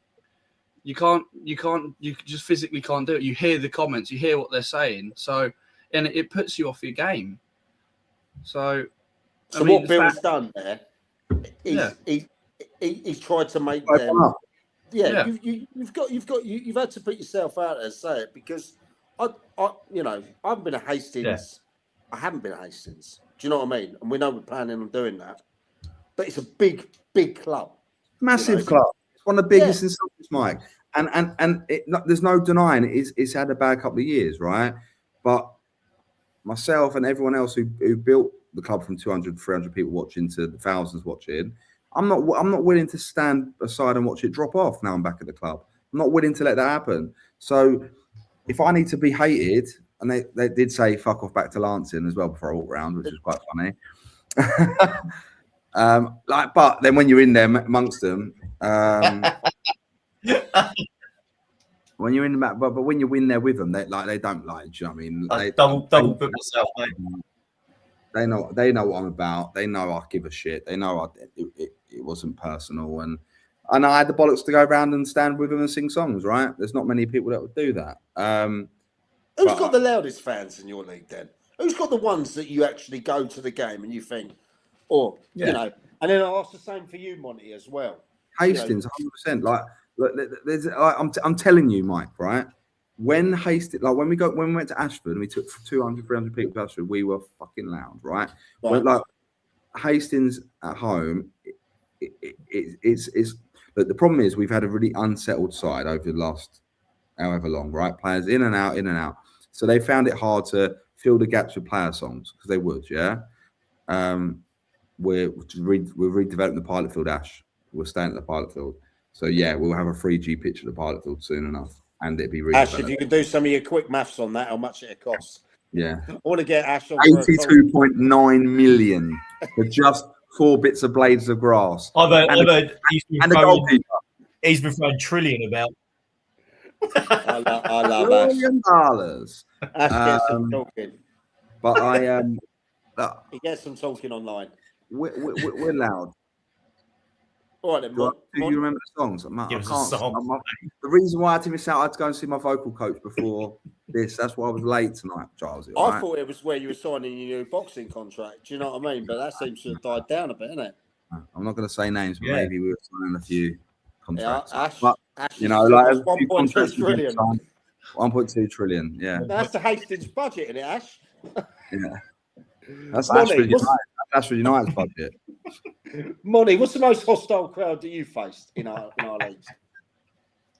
I wouldn't say hostile because nobody in our league's overly hostile. But Hayward Heath, I mean, I'm discounting Guernsey because they're just big outlier in all sorts of. Hayward Heath, they get going. Yeah, Hayward Heath, they're really really good. I mean, they've got their group of about 20 of them who stand behind my goal and just give me shit the entire game.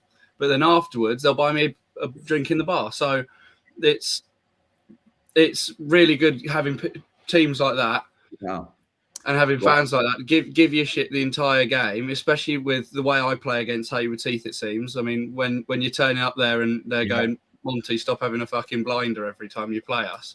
It's always great. So yeah, they got some wicked fans. They're great. But then again, Stenning as well with the Stenning Ultras, them constantly going. They gave me loads of shit. They just fucking annoy you. They don't say anything like meaningful. They just because they're constantly going. They just like they give me a headache. They're just going so much. I can't hear myself think half the time. I love it. When the Stenning boys gave me loads of shit, I loved it, and I encourage it, and I'm here for it all the time. Right, on that note, Steph, we don't play with thousands of fans of which we can hear everyone. We didn't hear anyone the weekend you didn't play. So love you to bits, mate. But yeah, we'll leave that for now. But yeah, look on Hastings before I move on quickly, because I know Mr. Penn's got to be in bed in 22 minutes. Just on the Hastings thing, unreal performance of the weekend. Like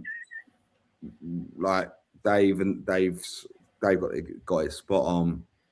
Players worked their bollocks off. Should have won the game against Ganella's high flying, high budget Whiteleaf, but we were flying. And look, it sets us in good stead. And like I say, hopefully we got some more good news to bring the Hastings fans soon. Right, moving on from Hastings, Lancing. Fuck off back to Lancing, they said to Bill. So we move on to Lancing, right? So 19 conceded in 5. 19. Yeah. Could they be dragged back in? Could they be dragged back in? Let's have a little look. Yeah. 100%, surely. There can't be much. There can't be a massive gap between that bottom. Half. There's 2 points that separate 15th from 19th. But when having played against nigh on all of the teams in that group, Lancing, well, you got Lingfield. Lingfield will pull massively clear. Lingfield will be completely fine. I reckon that as well. Vondinians and Lancing will be fine in my opinion as well. Midhurst, they've not really shown me much. I mean, obviously we drew their 5-5 earlier on in the struggle. season. We drew their 5-5 earlier on in the season, but I didn't play in that game, so I don't know what they were like in that game. But when they came to us in the RUR Cup. Hold on. What, Ash? What Hang on. No, Lancing are fine as sure. What? Straight.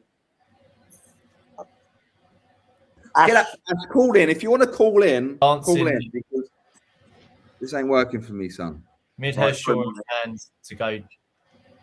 No, just go down. But he just said someone else, didn't Yeah, Von Dinians. Right.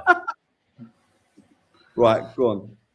I mean, yeah. So for me, Midhurst and Shoreham, like Ash just said, are my two favourites to go down. But I mean, nothing against Midhurst. I mean, I get along really well with their manager.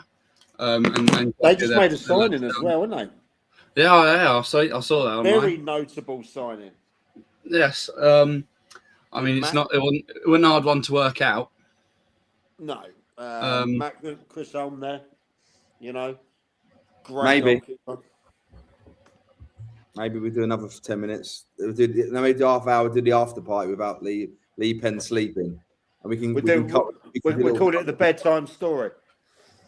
What do you mean? What do you want me to read you, mate? Do you want me to read you? Try put a bit of Bluey on for you? Yeah. What do you want on, son? Midhurst are they're but Bit of Bluey, please, mate. No, it's grand designs for me tonight, boys. So, yeah. Right. Well, look, going back to Lancing, a source of mine at Bexhill said they were absolutely awful. Okay. Awful. But then another source said that Bexhill weren't very good either, and they won 6-0. Right. Bexhill got a Tonkin last week, didn't they? Yes, they made a lot of changes this week to start to the lineup. And then they won and won 6-0. A lad that we got on loan, Charlie Scholes from Hastings, scored a hat-trick, got man of the match, his first start for the club. So wow. I hope Chaz kicks on. That'd be great for him. With regards to Lancing, the amount of goals they're conceding is a worry at this stage. And what else is a worry is when I go on to my next point, because I'm going to skip it up a little bit, is AFC Gardinians. They're not picked up points in the last 3 games. It's been 2-1 losses, but they are fighting against decent sides, right? And they're getting close. Could that mean that they could drag themselves a little bit away for it, which then, in my opinion, might put Lancing down?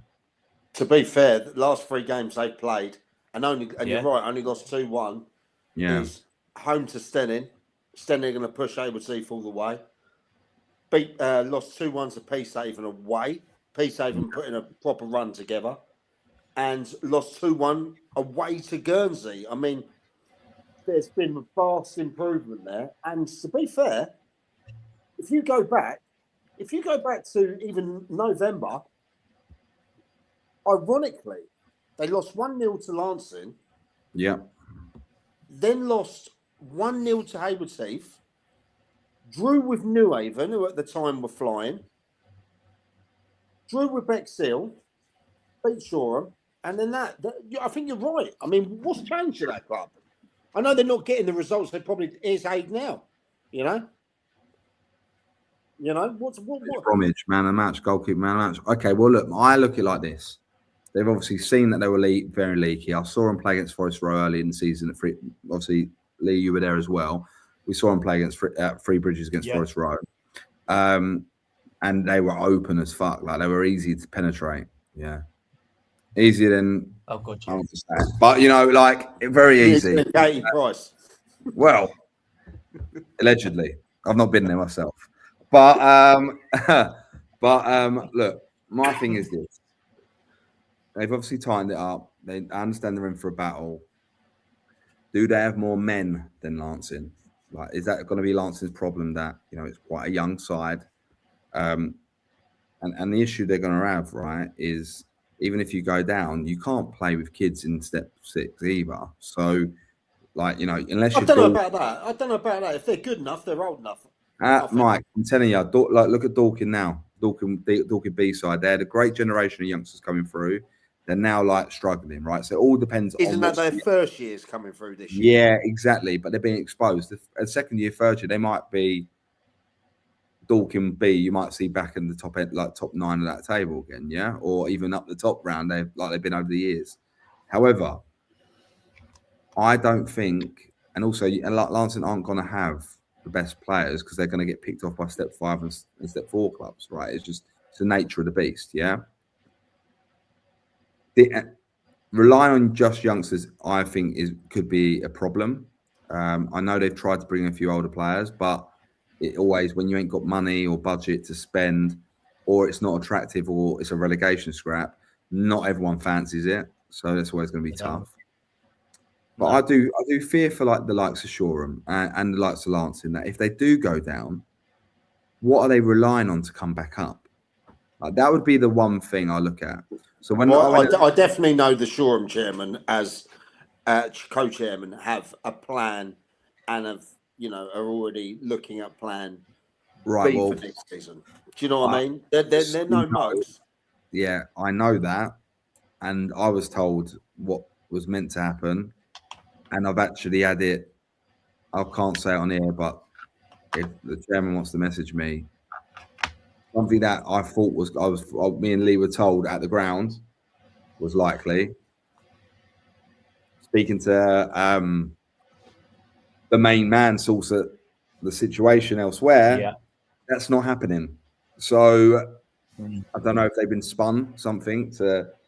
Well, we'll see. We'll see as that one develops. Right, we'll talk afterwards about that, but because it's not for us to throw people under the bus too much here, right?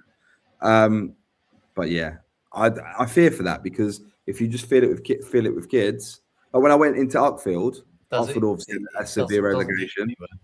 Yeah, that's severe relegation, and our thing was a blended side, experienced. I will on text. Someone just messaged me. I'll go back to my point. Like when I went in, I got a blend of experienced players, a couple of decent young players, step 5 players that can step down to give us a bit of a fight. And you needed a blend. You needed not a bunch of 30, 40, 35-year-olds and what have you, not a bunch of 18-year-olds. You needed a blend, a mix. So you can't rely on other people's youth systems. You can't rely on an Ishman under 18 side stepping up to the first team. Step 6. Pictures of shit. They're dogged. They're horrible. You need to be up for the fight, and you need to have that unity of a mix. And I think these clubs that are now starting to down the tables, you can see what the Lancing side has got good enough, weren't old enough, weren't strong enough. We didn't compete enough in those last 11 games. But the club done the damage, and I had to finish the damage off. They've dropped in, they've got no money, and look what the route they've gone down, and look where they are now, right? So I do think you have to at some point stop the rot, and you have to kind of not even spend money, but find the right sponsors that you can get the balance right. At step 6, 450 a week probably gives you enough to have a go, right? Does the sponsors pay that bill, or is that certain clubs should be able to afford it themselves, right? But then some clubs need sponsors because they don't have enough people coming through the gate. When I went in at Uckfield, and is that a game or is that a week? You reckon? So let's say 500. Let's say 500 quid a week. Like if you're smart, you do week deals rather than game deals. So not Saturday, Tuesday. No, if you play Saturday, Tuesday, it's a week, so you get paid for the week. So say they were on 50 quid a game, just for people listening. 38 weeks. 2 games in a week, they'd only get £50 as opposed to 100 quid. For me, yeah. Some clubs do it per game. They go, right, there's X amount of league games. Shout out Sayers. What's that? Oh, it's good. Yeah, it's a good player. Rolls Royce Sayers. But if you like, you budget your season, don't you? Right, and you look at it and go, like, the way I've always done it is, if you're in a 20 team league, right, 38 games. How much do we want to spend over a 38-week season? You're gonna have cup games in there, midweek games, but it still should be 38-week season. If you look from August to the end of the season, anyway, it roughly works out 38 weeks. So that's what I would always budget for. But some do it per game in cash envelopes, don't they? But you know, best. Brilliant. He's a hell of a player, Saz. Right, quickly.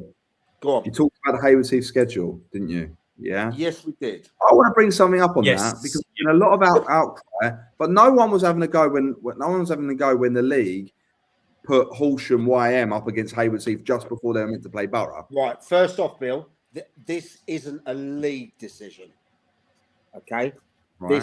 This is an FA. The SCFL had no say in this at all. But they could have had a say in Horsham playing Hayward Heath because they were meant to have a free weekend, and suddenly they threw that game in there before they were meant to play in the County Cup against the National League South side and be the pride of the league playing in that competition too, right?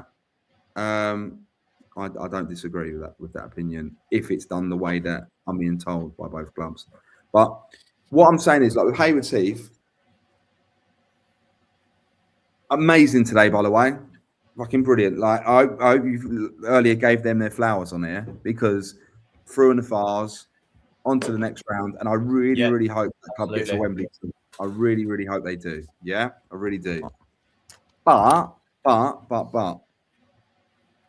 we've all had the bank holiday Monday 11 o'clock, haven't we? So Sunday, Tuesday, is that really that much? That's what he said. Is it like that? Is it that damning? With the squad they got, with the amount of changes that they can make, is it really like? Do we really have to get the violin out over that? Do we really? Do you know what I mean? Like, and I like Hayward Heath, and I'm buzzing with the fact that they won today. Buzzing when I saw that. Do you know what I mean? We've had a message. Just say that's what Bill, we've had a message come in from a random number. Oh, okay, about potentially one of your players. Go on. Couple of teams that we've just talked about, and one flying high in the Isthmian. Player called Mr. Mate Jordan Mace. Unbelievable player, but don't worry about that, mate. What's that? Allegedly talking to. He's got it sorted. And maybe a team that we've already spoke to already today. Any truth in that rumour, Bill? No truth. There's an exclusive for you. Okay. I can't turn it around, but no truth. I love that. And yes, looking forward to getting leaked. See the announcement tomorrow, and I'll tell you what the truth is. Oh, look at that. See? This is where these kind of shows get crazy because, you know, people are sitting in their bed or on their right. couch. So just Go on. Yeah. Go on, so just to say quick before I do get kicked off in 6 minutes. Go on. What are we on for viewers, Mike? Well, we've just hit 1,750 of you. Yeah. New record. Unbelievable. Brilliant. Love that. Amazing. It'll go up even higher at 10 o'clock. Yeah. That is incredible They're numbers. here for me. Incredible numbers. It's incredible. I reckon it's Monty. He brought loads of numbers with him. Go on, Monty. Superstar of the show. Yeah. Right. Do you want to address that one quickly, though, Bill? Well, they can if they want. Give me a call. Well, he ain't going nowhere. Mace Bill. All the mates, like we love him to bits. We absolutely love him. He's loving his football. He's loving his football playing for Dave. I feel like we're getting the best out of him. And yeah, we love him. Like absolutely love him in the club. Everyone loves him in the club. And if he goes the way I think he will with the club, and the direction we want to go long term, he can carry on playing. He can go higher with us, stick with us on this journey, and he can end up being a bit of Hastings legend. Actually, well, we loved him. I genuinely believe it. Past tense. Yeah. Was he with you at one stage then? He went from Roffey to Hastings. Yeah. I was the person who ended up making him stay at Hastings, so I do apologise to the Roffy guys there. Yeah. And How did okay. he feel making the step up? Was it transitional? Did he take it in stride? in his stride, mate. It's criminal that he's not been playing this level for a while. It's criminal. Okay. And he's such a top lad.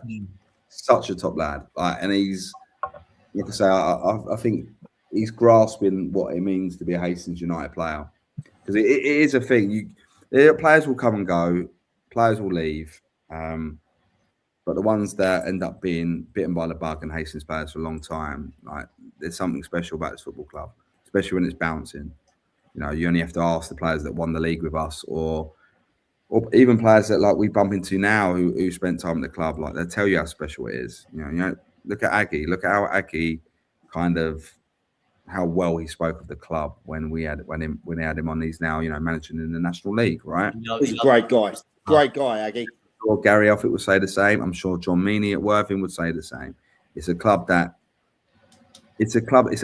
club, and if you could be a superstar at that club, trust me, you know, and you win on a Saturday, or you get a good result on a Saturday, and you come off that pitch, you feel loved. Do you know what I mean? You don't have to buy a drink all night long. Simple as that. Right, can I just bring up one thing before we lose Lee? Yeah, of course. Because I want to say, I love the fact that Lee he has no choice in this. He just kicked out. Lee, you got 3 minutes, mate. Well, Bill, before you say your big, let me just, because I'm going to be saying, just doing one little outro bit. I just want to say, Monty, thank you for coming on tonight, mate. Great to hear from you, and he will be back next week for when we have James Westlake on. And again, thank you, Mike. Thank you, Bill. Everyone that is watching the pod tonight, and also a massive big shout out to my eldest, who's 14 today. Happy birthday! Just a big happy birthday, Amy, and I'm glad you had a day, kid. Lovely. Take it away, Bill. Right, well, should we cut Lee off first? Bye, Lee. Bye, Lee. Anyway. Delay. He kept throwing me. Every time I'm speaking, he's on about a 5-minute delay. Yeah, I'm worried about him. I'm worried. He's got to do his teeth yet. He's got to get into bed, read that book. Bless him. His mum made him cocoa. Yeah, his daughter's birthday today. Shout out, Amy. You know, lovely young lady. She does loads of, goes to the games. Happy 14th there to you. Now, obviously, the pen is gone. Let's have another 10 minutes for a bedtime story, lads. Right, I want to apologise. Well, actually, not apologise, but big a team up that I called poor just a few months ago. Go on. Poor Lockswood, as I called them, and we got. We have. Maybe me insulting people and should inspires them to do better, right? I don't know. Maybe people want to hear my attacks on their club. How's the date tonight? Cheers, Mike. Cheers, Liam. Thank you. That's not why I was late. All right. Okay. Let's move on. You got a bit red there, Bill. Oh, Bill, you got a little bit. He's caught me on the Is there a little love thing in there? No. Is that why you've given up the boxing? Ladies, I'm single and available. Just just hit us up on the number here and see what happens. Any ladies out there want to hit him up? Hit him up on the hotline. Hit me on the hotline. Dating hotline. We're hitting 10 o'clock. It's getting late. Right. He's got his own profile. What's it called? Great. What's it? I don't know. You don't want to know that one, mate. Trust me. Keep off that, boys. Cheers, Chelsea. Thank you so much. Right. So, Lockswood, I just want to say congratulations to them. They're in form. Second in the form table in the league right now.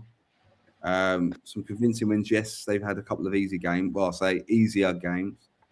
But you still got to win them, and they're winning games. And long may that continue.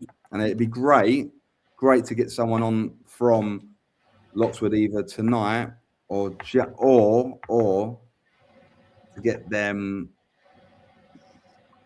right. Well, I know Ian's probably watching. Ian Matthews. Yeah, it'd be nice to find out what's happened, what the change around is, and it can't just be a few players come back from injury. Well, that's what you said once, wasn't it? Yeah, from what I'm aware of, they had 7 or 8 come back. Okay. In a short period of time, and there were 7 or 8 of their better players.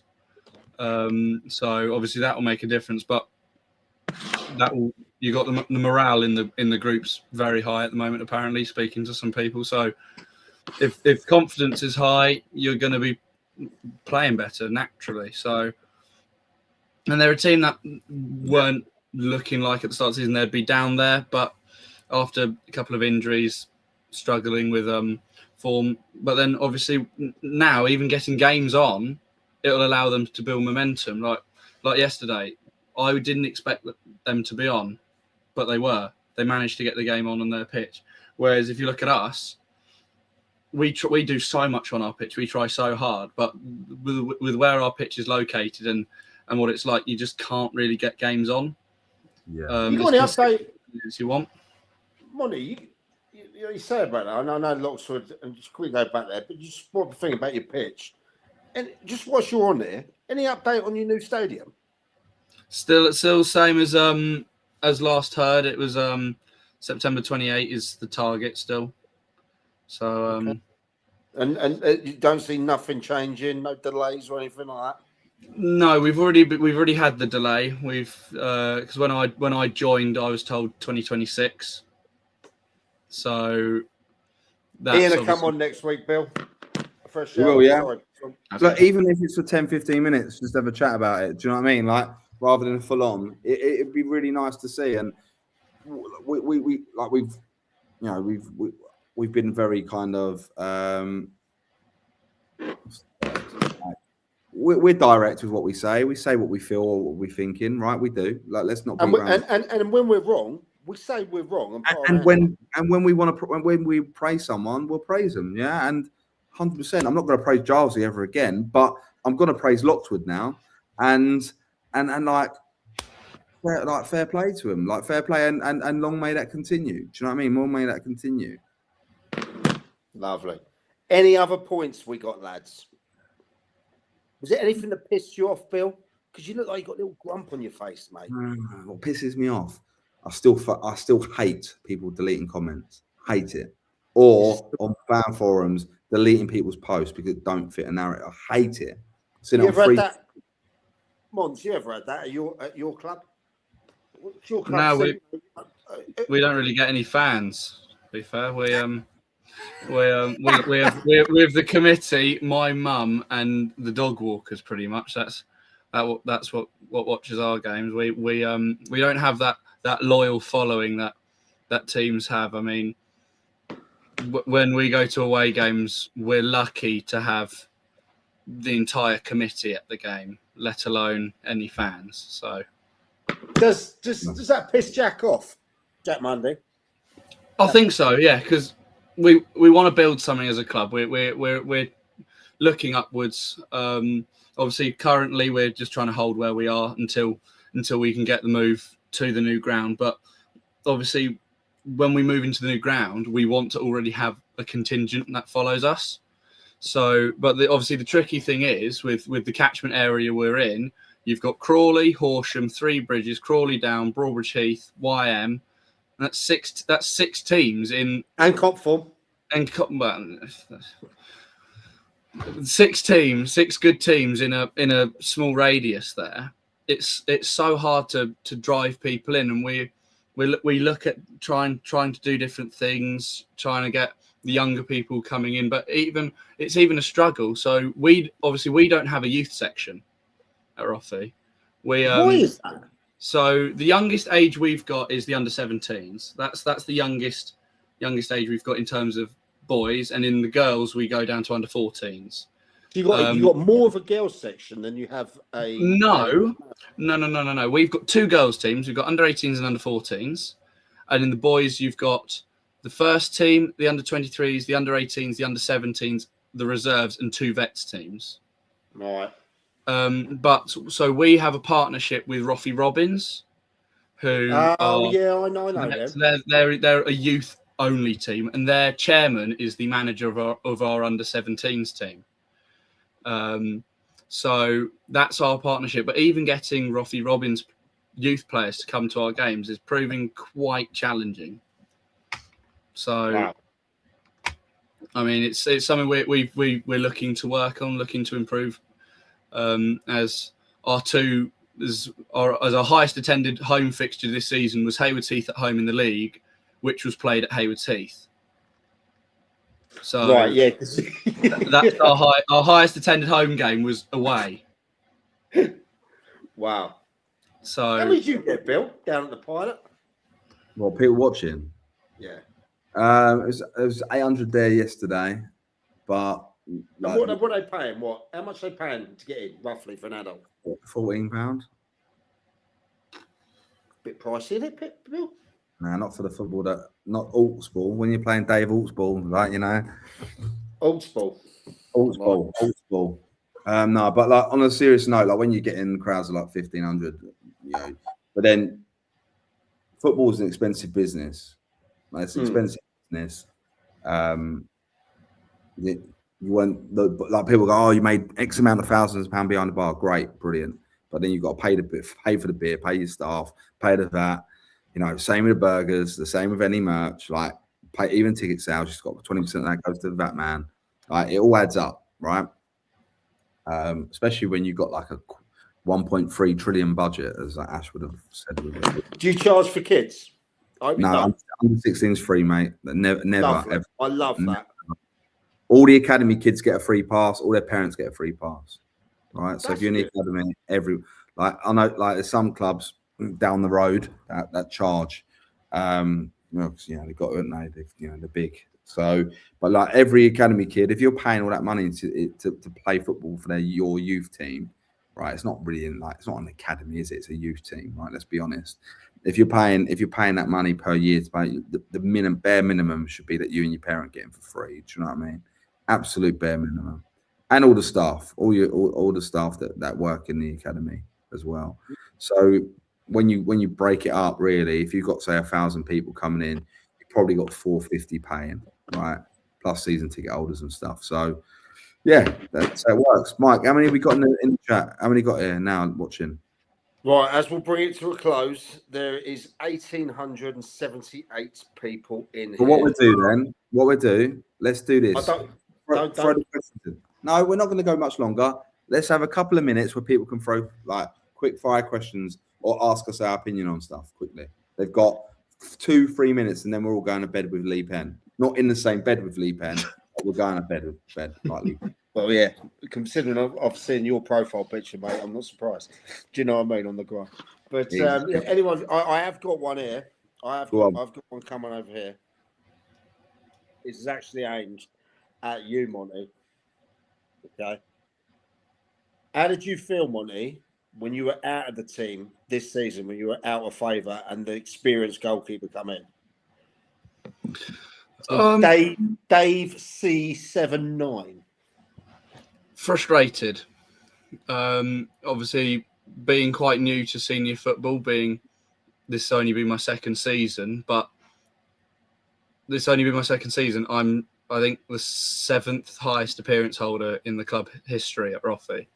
So what at your age? At senior football, yeah. So I think I'm something like the 5th most capped player at the club currently. All time, or just the ones that are there in senior football all time? How long have you been playing with the club for? He started in the first team when he was 2. Year and a half. Well, we've only got 3 players to have made over 100 appearances, so in history. Bloody hell. And I'm on 71 now, I think. But yeah, I was frustrated. I'd had an all right start to the season. It wasn't my best by any means. But it's not the worst I'd played. And then when they brought in Connor who'd been with Lancing at the end of last season, and been in academies and stuff, it was frustrating because came out of nowhere. It wasn't like I knew this was going to happen.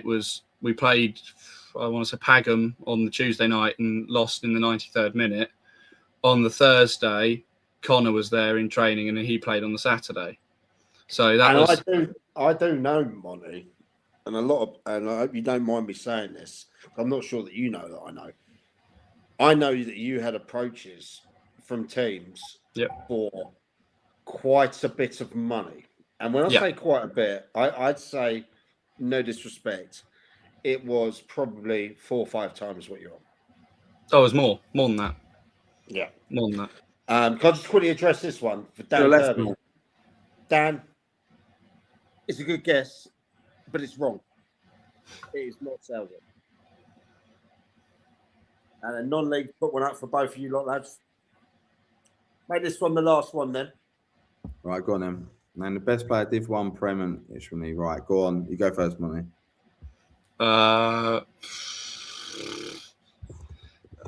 Div 1, I'm going to go for Zion. He's he always seems to be up there in the goals. Prem, he's not played yet, but I'm going to go Brannan. Brannan O'Neill at Hayward Heath, new signing. If not him, then I'm going to go Finn DePort at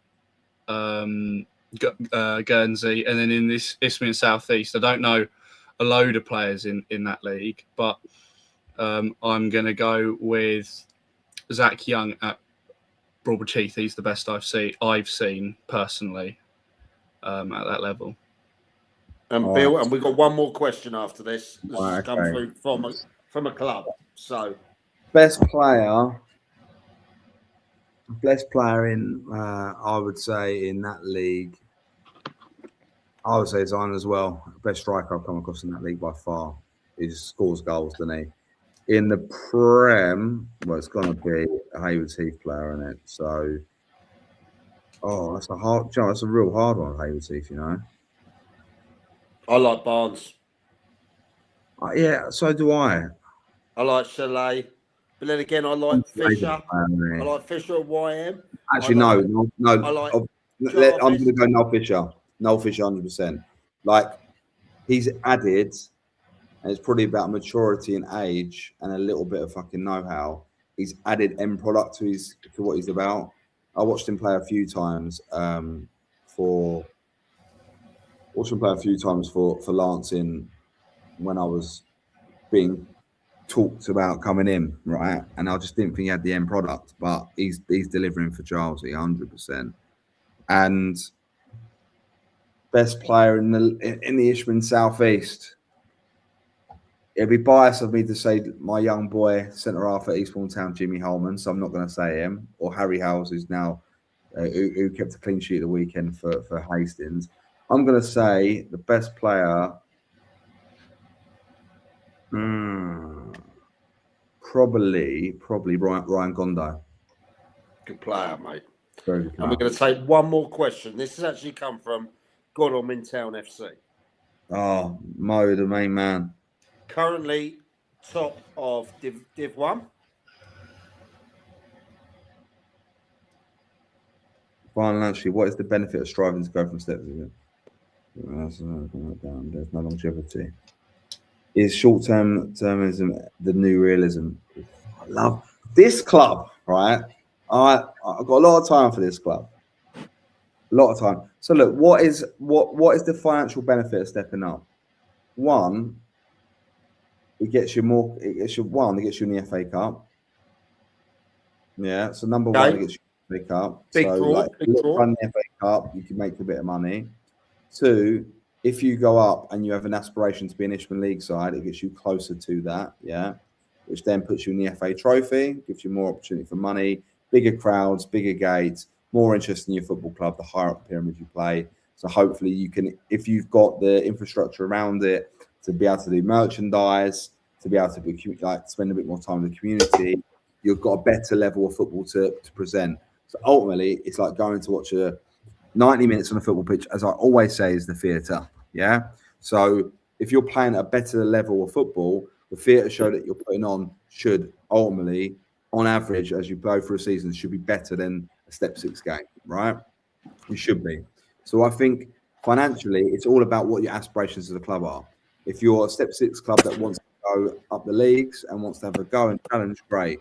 If you want to get into the FA Cup, that should be an aspiration too. If you then want to get into Ishmael League football to play in the FA Trophy, that should be an aspiration, right? It's just all about what the aspiration is of the football club. That helps with the financial movements. I love that. Or you just love being a glory hunter and winning, so you just want to win trophies. You want to throw whatever you can to get there, and it ain't got to be about financial. You just want to win. Brilliant. Well, I think that's a great way to end it. As it says down there, thanks to everyone who's got involved tonight for this show. Record numbers watching live. Amazing. This is a niche market. Sussex non-league football. You know, it's not the Prem, it's not Serie A, it's not the Championship, EFL. It's our own community, our own ecosystem in here, and to have everyone watching this show on a Sunday evening is incredible, and we're truly grateful. Monty, thank you for making your debut. I know you took a few pelters tonight as well. Your knowledge is absolutely fantastic on the game. I know I know you well myself, and you did some great stuff behind the scenes at Roffey. Good luck to you for the rest of the year. You'll be back on. Yep, Billy, thank you. You know, it was wonderful that you got back Out on jail. with this. Got out of jail. Obviously, he got his checkbook out, paid his thing like that. All that. It's like some. What's the bail? 1 mil? Not a problem. Ash Ridley will cover me. It's fine. In there. Shout out to Lee, who's probably well asleep by now. You know, bless him. He has to be up early in the morning. Yeah, what, 10 a.m.? Yes. And next week I will be on my travels. I will be joining you guys from Las Vegas. I will try and find somewhere that it's not a a casino, a magic show, or a strip show. We're Vegas then. So we're Vegas next week, back in the UK the week after. Then we're LA because I'll be filming from the Hollywood Hills. And then that week as well, when you're in the Hollywood Hills, I will be filming from Riyadh in Saudi Arabia. There we go. See, we are the most international Sussex podcast that is out there. Stick with us. Wicked. So everyone, thank you guys for everyone. Monty, Billy, it is the end of the show. It is in bed by 10. Leah's long gone. Thanks to everyone. Have a wonderful Monday morning. Have a wonderful Monday and a great week ahead. And we will see you next week. Always. Thank you.